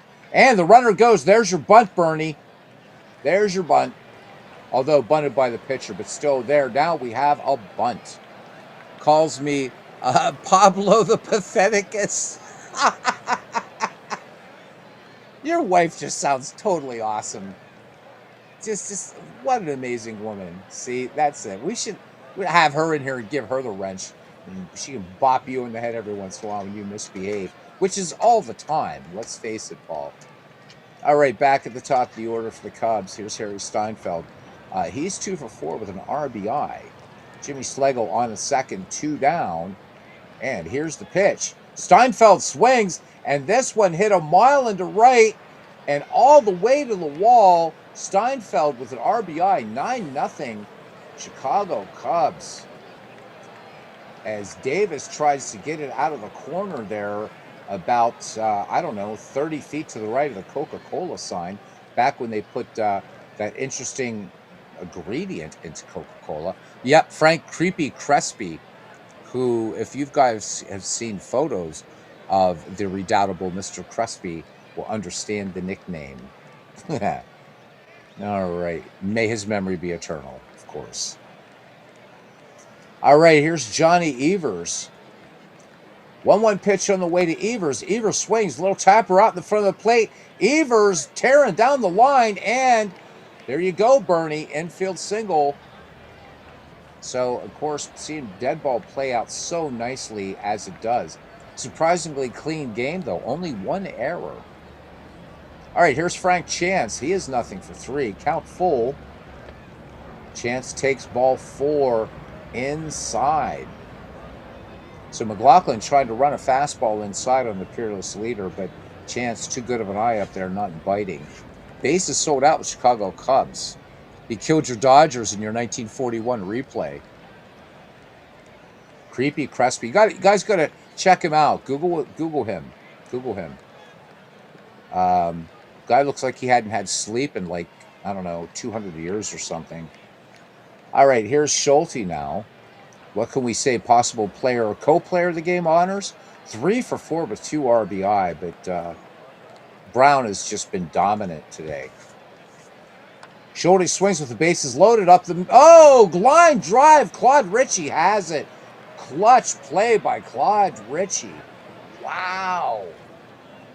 Great play. We got to look at that one again. Claude Ritchie just snagging that one. Bam. All right. Bottom of the 8th. And the Pittsburgh Pirates pretty much out of the game. Fred Clark, Ginger Beaumont, Hannes Wagner, do up. Three Finger Brown has scattered 6 hits in 7 innings of work. Count full. Fred Clark, this one missing outside. Fastball, and Clark aboard. Bucco's got to start getting aggressive here, but 9 runs, Ginger Beaumont, nothing for 3, 1-2 pitch. Runner does not go. Beaumont will dump this into the glove of right fielder Wildfire Schulte. Schulte getting to that ball quickly. Bucks just can't even get a Texas leaguer, it seems. Hannes Wagner, 1 for 3, 1-0 pitch. Had a double, that was it. Tapper back to the mound. Brown's got to hurry. He's going to go for the lead runner, and so they get the lead runner. So Wagner aboard on the fielder's choice, 2 down for Tommy Leach, who's nothing for 3. 0-2 pitch. Tommy Leach, steal right 3. You saw the knees buckle on that one. Once again, a curveball by Three Finger Brown. Top of the 9th. Let's make this one go fast. Johnny Kling, Jimmy Shecker, Joe Tinker. And here we go. Swung on, grounder to third. Leach to Bransfield on the 5-3 putout. Jimmy Sheckard, nothing for 3 with an RBI. Ahead in the count, 2-1. Sheckard swings, grounder to Wagner. And Wagner will fire onto Bransfield. 2 away, and when we get to the Bucko ninth, it'll be Richie, Bransfield, and Davis. Joe Tinker, 2 for 4, 2 RBI. 0-1 pitch to Tinker. Swung on, and base hit right field. Cubs not done yet. 15th hit for the Chicago Cubs. Again, considered by many baseball historians to be among the, and some even call them the greatest baseball team. Yeah, regular season at least, because again, that upset by the White Sox in that series. But what a great team. There's no weakness in the Chicago Cubs team. Just nuts. Here's Jimmy Slagle, 0 for 3. Slagle swings, and here we go again. Soft liner, left field. Hit number 16. I think everybody on the Chicago Cubs has at least 1 hit now. Except Three Finger Brown. 2-2 pitch on the way. Swing and a miss. Strike 3. So Chicago Cubs managed to somehow not score. Bottom of the 9th. Three Finger Brown looking for the complete game 6-hit shutout. Claude Ritchie 2 for 3. 0 for 2 pitch, or 0-2 pitch. Fly ball, center fielder sauntering to his left. This is Jimmy Slagle taking a little walk in the park there. 1 up, 1 down. And there's MV. MV. How you doing, buddy? Beatles. Good to see you, MV. Haven't heard your voice in way too long, my friend. All right, here's Kitty Bransfield batting with 1 down, nobody on. 9-0 Chicago lead. 1-1 pitch. Bransfield, just a lazy fly ball out there to the right pasture, and Schulte will have it for out number 2. Lefty Davis going to give it a go, but he's 0 for 3, and the 0-1 pitch. And that's your ball game. Grounded to short, or grounded to second, and it is Evers to Chance. So we didn't get to do Tinker to Evers to Chance, but this is game 1 of 7. What a mess. The stakes were high. So Three Finger Brown, the game is picking as the player of the game. When you see the first underlined player, that's your player of the game. The right-hander turned in a performance for the ages at Exposition Park, pitching a 9-inning complete game shutout to lead the Cubs to victory in game 1 of this series. Brown held the Pirates to 6 hits and 1 walk while striking out 5. The win got the best of 7 series off to a good start for the Cubbies. They now lead 1-0. So complete game. How about it? Struck out 5 through 115 pitches. So let's see who didn't get hits. So Frank Chance did not get a hit, and Jimmy Sheckard, and of course Three Finger Brown. But Steinfeld with 3 hits, Schulte with 3 hits, Tinker with 3 hits. So pretty crazy. For the Pirates, on the other hand, so Claude Ritchie had 2 hits. Yeah, wow. So the Pittsburgh Pirates stranded 7. Chicago stranded 9. Johnny Evers had the only stolen base in the game and was the only caught stealing. Jack O'Connor making that strong throw to get him. Brown, 9 innings, 6 hits, no runs, 1 walk, 5 strikeouts. Deacon Philippe lasted 4 innings, 8 hits, 7 runs, 6 earned, 1 walk, 1 strikeout. And McLaughlin came in and Warren McLaughlin worked 5 innings, 8 hits, 2 earned runs, 2 walks, 4 strikeouts. Three Finger Brown, your player of the game. When we return to this, let's go ahead and finish today. It's going to be Jack Feaster versus Jesse Tannehill. So in the first game, we had the Hall of Famer on the Chicago side. Now for game 2, we're going to have the Hall of Famer on the Pittsburgh side. Hall of Famer Jesse Tannehill. Jack Feaster, however, this guy is no slouch. No slouch at all, Jack Feaster. So just Great stuff. Let's go ahead and do this so I don't accidentally play the game. All right, so Paul's going to show me where I'm mucking up here with Pocket Pennant Run, and then we're going to get out of here. All right. MV, I made the executive decision that we're going to be doing Michael McGreevy in Out of the Park 27. I've been beta testing that, so it just doesn't make any sense to get it into 26. So he's an original Red Bolt. There you go. All right, let's bring up Pocket Pennant Run so Paul can give me some schooling here. I don't know if he's out there feeding the goats or whatever, but so select project file. So current project 19. It's already there. 1991 replay. Right. I've already got it there. So wherever it went, where'd it go? Ah, there it is. 91 replay and submit.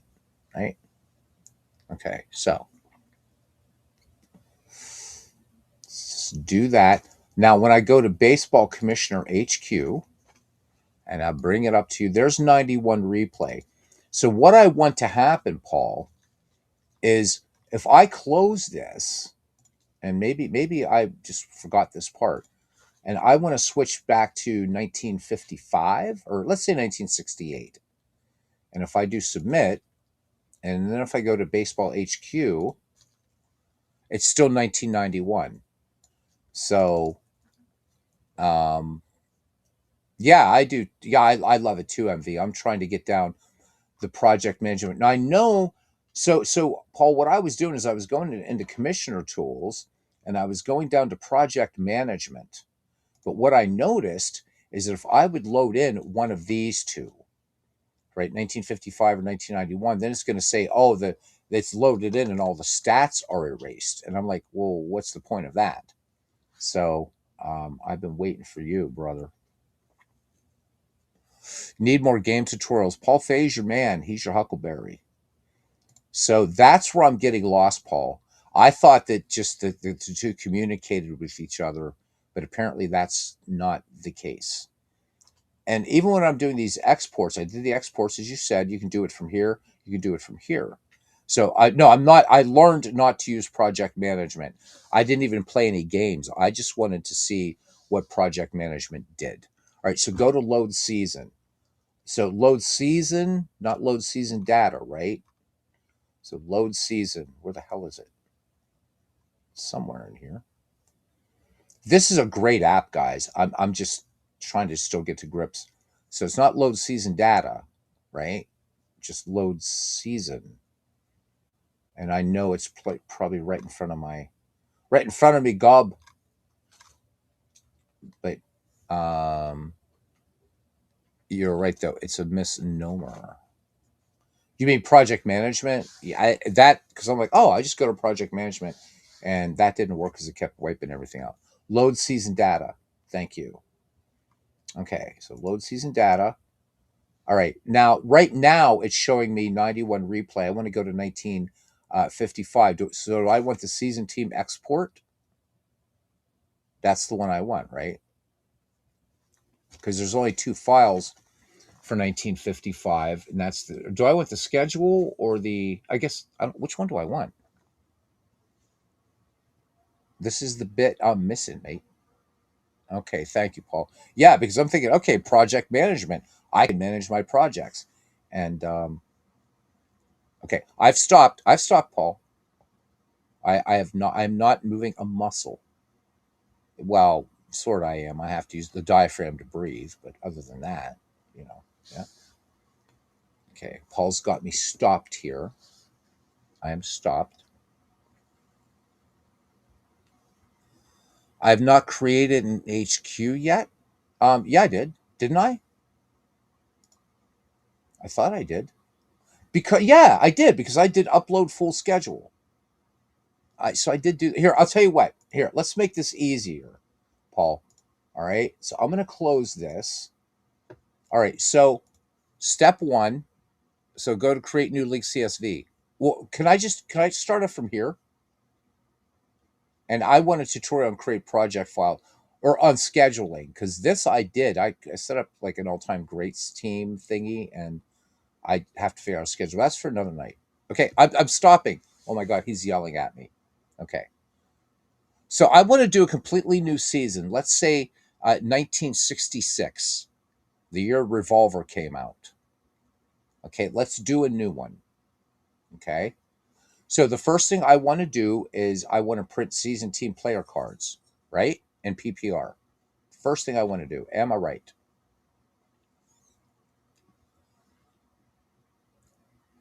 Okay, he says go ahead. All right, I would do that. All right. And by the way, guys, Craig Harris said don't do anything before 1920. There's still a few issues with the 1871 to 1919 database. So stay in 1920. Okay, boom. And 1966. And I'm just going to call it 66 replay because I can't be arsed to type the 19. Right? Okay. And then create season CSV to HQ. Boom. And checking for a schedule. Yep. And all the look at that magic happening. Makes a man feel a certain way. The girlfriend kind of laughs when I say that. All right. My projects are now ready to use. Bam! So I can close this. And I like to just, as Craig says, oh, to make sure you've done it right. Well, there they are. There's all the 1966 players. And again, guys, as Craig reminds us, these will always be in here, but they're not going to mess with your season. But the ALNL will always be there no matter what you create. Okay, so I can close this. Now I can go to Baseball Commissioner, which I'm going to go to next. And it's the 9-to-1 replay. But I want to load. I want to go to Commissioner Tools. Right? So I'm not a complete slow coach. Yes, I'm an HQ. And I want to go to I want to upload something or other here. This is where I might be messing up. Create new league, CSV. Bam.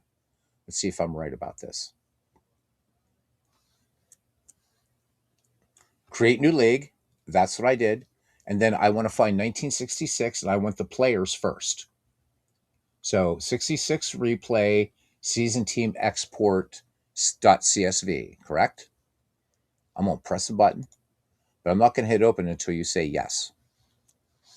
This is a scary thing. Choose season export. Choose this. Right. So that's this one. 66 season, 66 replay. And then open it. Boom. And this will replace my current league data with the data from the CSV. This cannot be undone. Proceed. Yep. Okay. 66 replay. Because I get this down and then get the thing with the mixed teams and I'm off to the races. Okay. So then I have to bring in this schedule, upload full schedule, and look for the 1966 season schedule export. Click open. Boom. Okay. All right. Now that's in there. At this point, should I do the JSON backup thingy, quick export, or not? Or can I just close and I'll see everything? I can already see it's changed over here. I can see it. Kind of nice.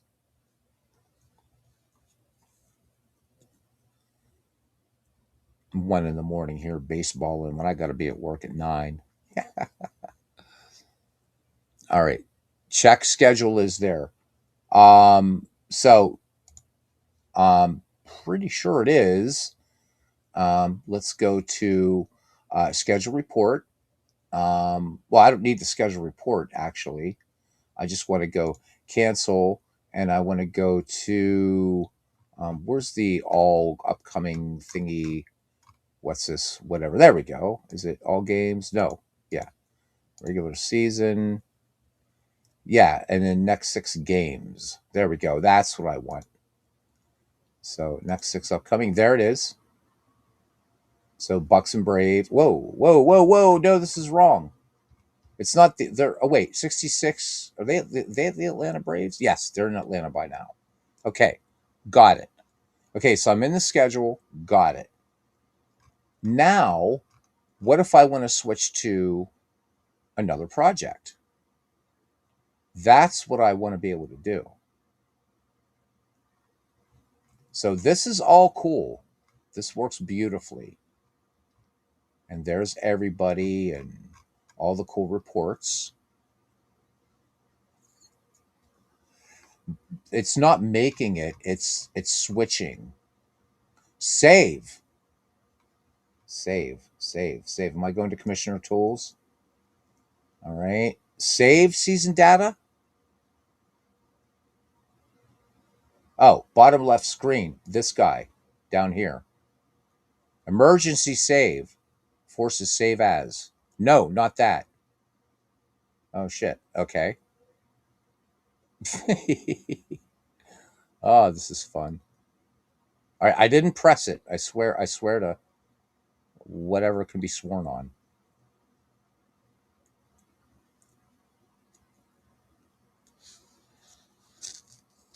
Oh, the quicker way. I'm all about quicker way.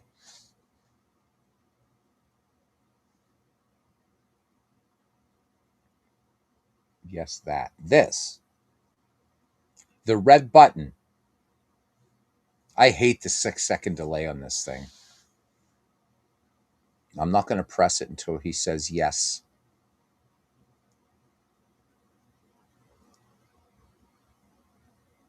Bam. Okay, so it's saved.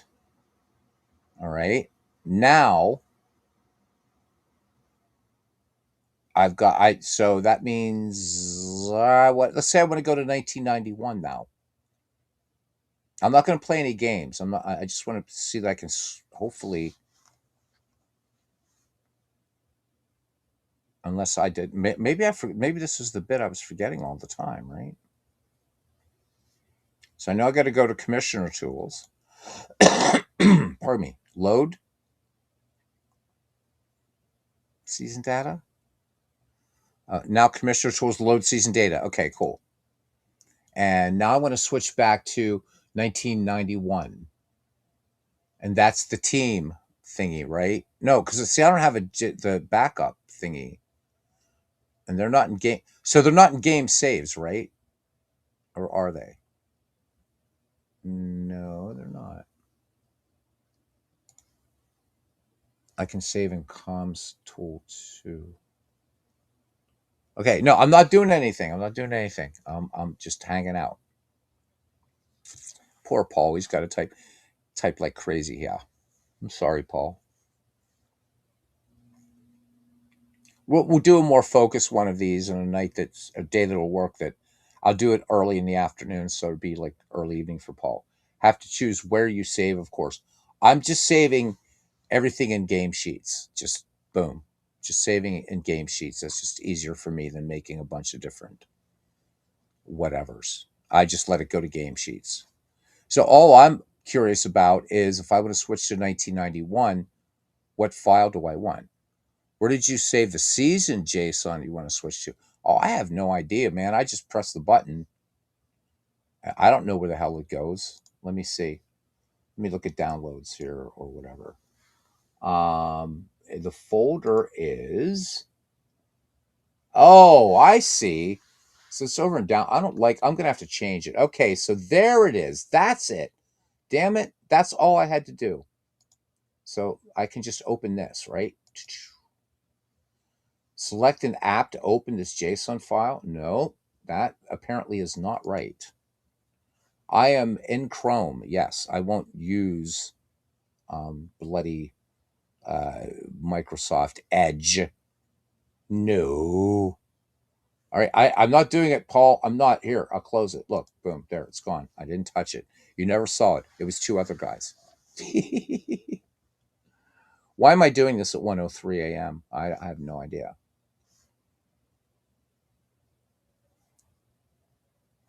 Now, this is important. Folks want to know how to do this.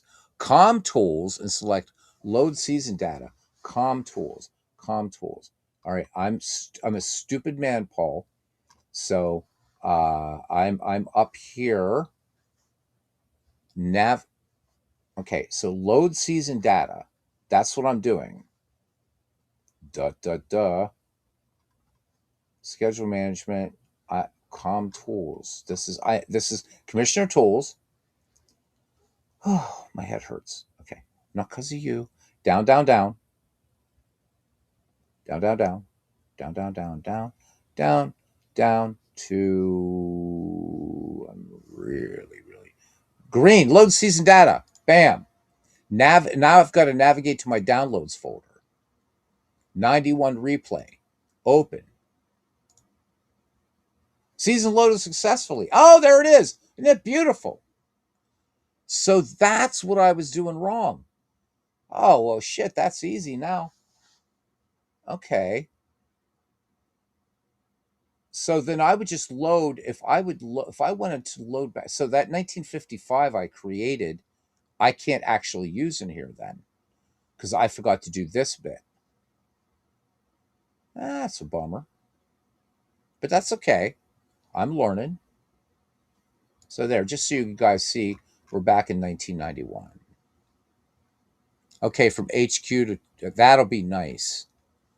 Because I do want to do some. I don't want to just do season replays. All right, so let me just because I'm in Egypt, I'm going to run through this one more time. Okay, load season data, and I'm going to go to documents and downloads. Yeah. Oh, there we go. I did do 1955. Boom. Boom. And we are in 1955. Thank you, Paul. I can recreate in seconds from the PPR file. Really? Okay, so let me show you what I did. I'm going to close this. Thank you, Paul. Wow. So here's what I did. I went to create project files. Let's do this. Can we do this together, Paul? Can we do this together? Yeah. Can we do this together? Selecting teams from any league. Let's just do a bunch of, let's just call it test 2. All right. And we're going to just stay in MLB, the MLB database. And I'm going to pick me a team here. Baltimore Orioles, 1970. Okay. Add team. I love this. It's so cleaner than doing it the other way. I love this. Okay. And let's go ahead and do 1969. So much nicer. And let's bring in the Amazons for MV. Okay. Let's add them. I'm just going to do 4. Yeah. You're going to need to be file architecture organized. This is butterfly brain stuff like your wife's PC. Oh my God. Dude. Man, you are a tough bloke. MV, are you still in here? Can you handle this scouser for me? Don't be messing with MV, man. All right. Let's just bring in the 68 Tigers. This is not something I'm gonna play, probably, but I just want to make sure I'm doing this right. All right. Of course, Detroit starts with the letter D or Detroit if we really want to be. There we go. Who else is cool? 1949, Brooklyn Dodgers, man. Let's put the Brooklyn Dodgers in the mix because I happen to like the Brooklyn Dodgers. Okay, I'm gonna just do 8 teams. 8 teams. Ugh. Okay. Who else is groovy? Any good Cubs teams? Hey, 1938. Let's bring in the 1938 Cubbies. They were a good team. Those 1938 Cubs. They really were. Chicago Cubs. That team. All right, we need 2 more. No Yankees teams. I'm not putting any damn Yankees teams in here. Let's do the 1948 Cleveland Indians. I just love the way you can do this now. I really do. Cleveland Indians. All right. You know what? I'm going to take that 2016 Cubs. Wankers, all of them. So I am honored that my PC organizational skills are much like your wife's. Your wife is an awesome woman, Paul. So there you go. Great minds think alike. All right. Let's pick two more teams really quickly, or semi quickly. Let's put a team from the 2000s in here. Let's put in the Seattle Mariners. Seattle Mariners, not the Seattle Pilots. There, we got to put the Mariners in there. And one more.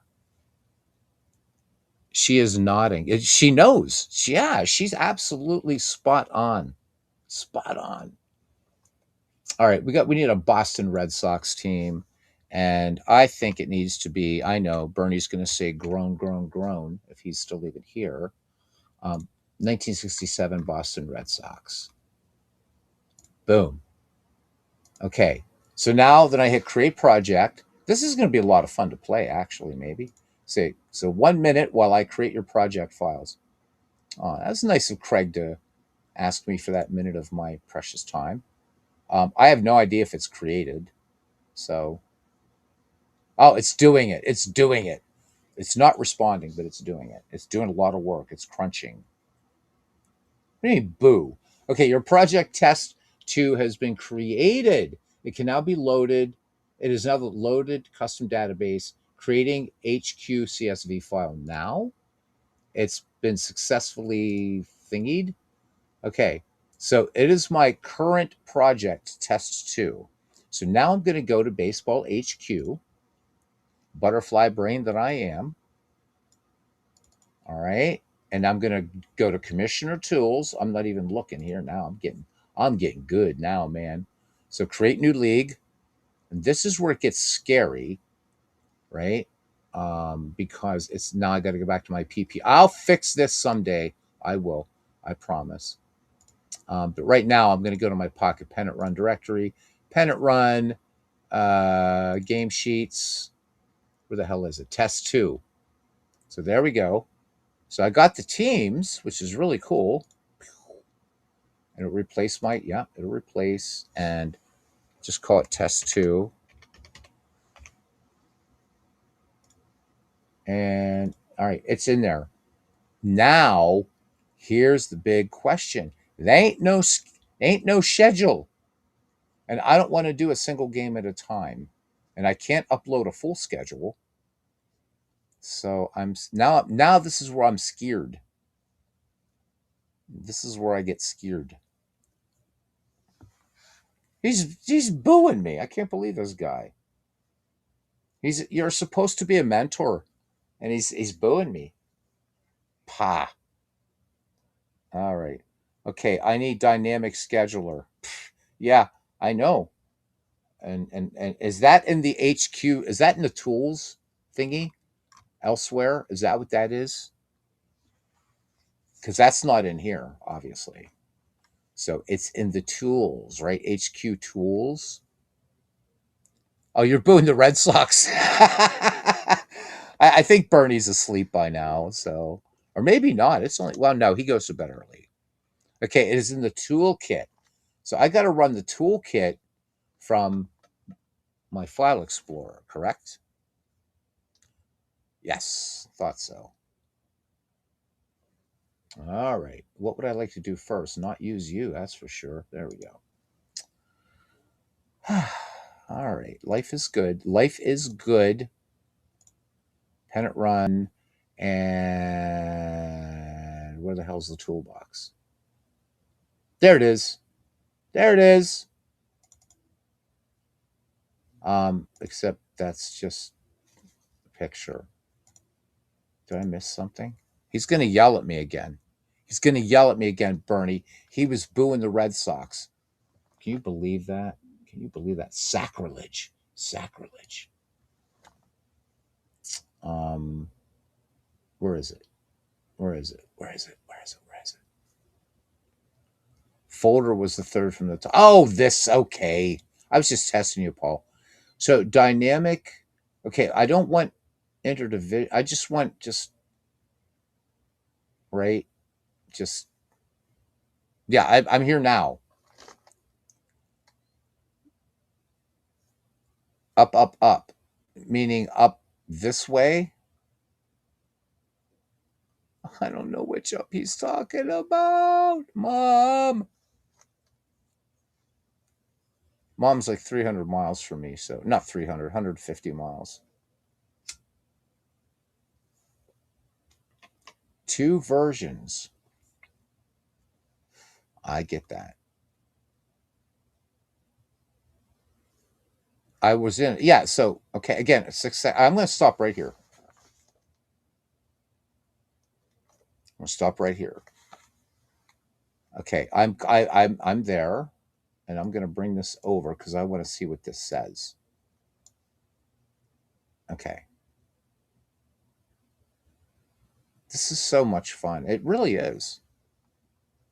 Okay, now I know I got to click one of these, but I'm going to wait and see. It could be one, two, three, four, five, or six.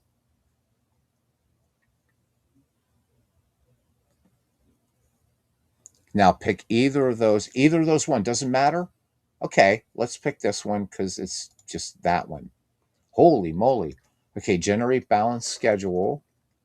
Oh, so this is where I got to type all this stuff in, and I don't remember the teams that I had in there. Okay. Shit, I should have noted down the teams, huh? Are they in PPR? I can look at them in PPR, can't I? Yes, I can. I can do it that way, right? And just remember, just the last name of the nickname. Cubs, Indians, Dodgers, Red Sox. All right, I'm gonna pull this. Oh, please come over. There we go.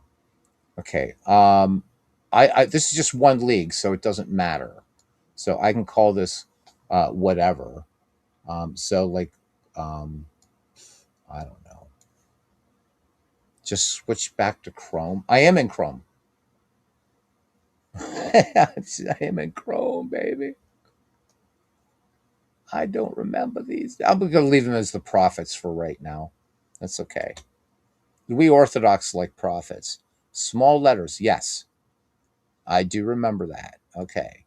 So Cubs, Indians, Dodgers, Red Sox. Do I need a space? Guess it doesn't matter. I don't know. No, probably no space, huh?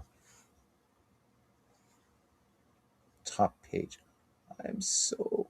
And it has a tournament creator, which is really cool. Cubs, Indians. Just go back to bloody HQ. So now I'm not supposed to. Okay. Oh, this. Okay. Yeah. All right. Okay. I know. I know. I know. I know. I know. Other Chrome. Right. I'm there. Other bloody Chrome tab.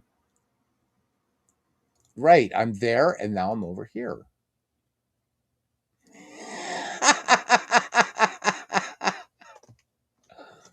Okay. Let me do my butterfly brained way. How's that work? Okay. Seriously. It'll work. It'll work. It'll work. So there are no teams here. I know. Because I'm going to. Right? My brain hurts, dude. Okay, I've stopped. Maybe we got to pick this up another time. It's a 118. Oy vey. You did not set up any division. No, I did not. I did not. But I'm back on the bloody HQ. Ah. And I didn't do this either, but I don't want to do that yet. HQ is not, it isn't. Well, then I don't want to deal with it if it's not a mind reader. One of us is having fun here. Okay, so you're gonna do a video for recreate. Okay, I'll wait for that because right now I'm just happy that I can right that I can just switch projects. So that's cool. Right. If I go to I'm gonna wait for your video because I really can't do it now, man. So, but I want to make sure I got this all right for now. Okay, and column B. dude, I'm so tired. I'm not even right. So let me make sure I got this part. Load season data, and I got to go into, and I will change all this. But for right now, downloads, right? Where the hell's the documents? There we go. So I don't know what I'm in, but we're just going to do 1955 and open, and there we go. And now we're back in 1955. So I'm happy. I am happy at this point. I am going to go to bed. Yes. Paul, thank you for putting up with me. Yeah. I really am. I really am. You're awesome. You're awesome, Paul. You are. You're my hero. You know that, right? I think your wife, though, she may be having her doubts. She's like, wait a minute, he is a bit of a slow coach, isn't he? So, um, just the fact that I can switch around projects is nice. In all seriousness, and guys, this is really, really fun. And it does change the game. I'm just a stupid person. Well, and I you, Paul, all the love in the world. Um, and just that last bit. But guys, this is really, it's glorious. Don't take my stupidity and tiredness for this. This is really, really great stuff. Um, you know, so one of the things I love the head to head grid that goes on here, but how customizable the reports. I don't have anything played in here yet, but like you can do all kinds of customizable reports and stuff like that, and look at players' game logs, and if he had one, there isn't one yet because I haven't played anything yet. But thank you, Alvin Dark. All right. No, I know I'm not. I know I'm not, which is why got to devote a day that really works for you. And if that means I got to get up in the morning, like on Sunday, and do it, then that's what we'll do. Because I realize you're 7 hours ahead, and I want to be very respectful of that, and I don't want to intrude on dinner or tea.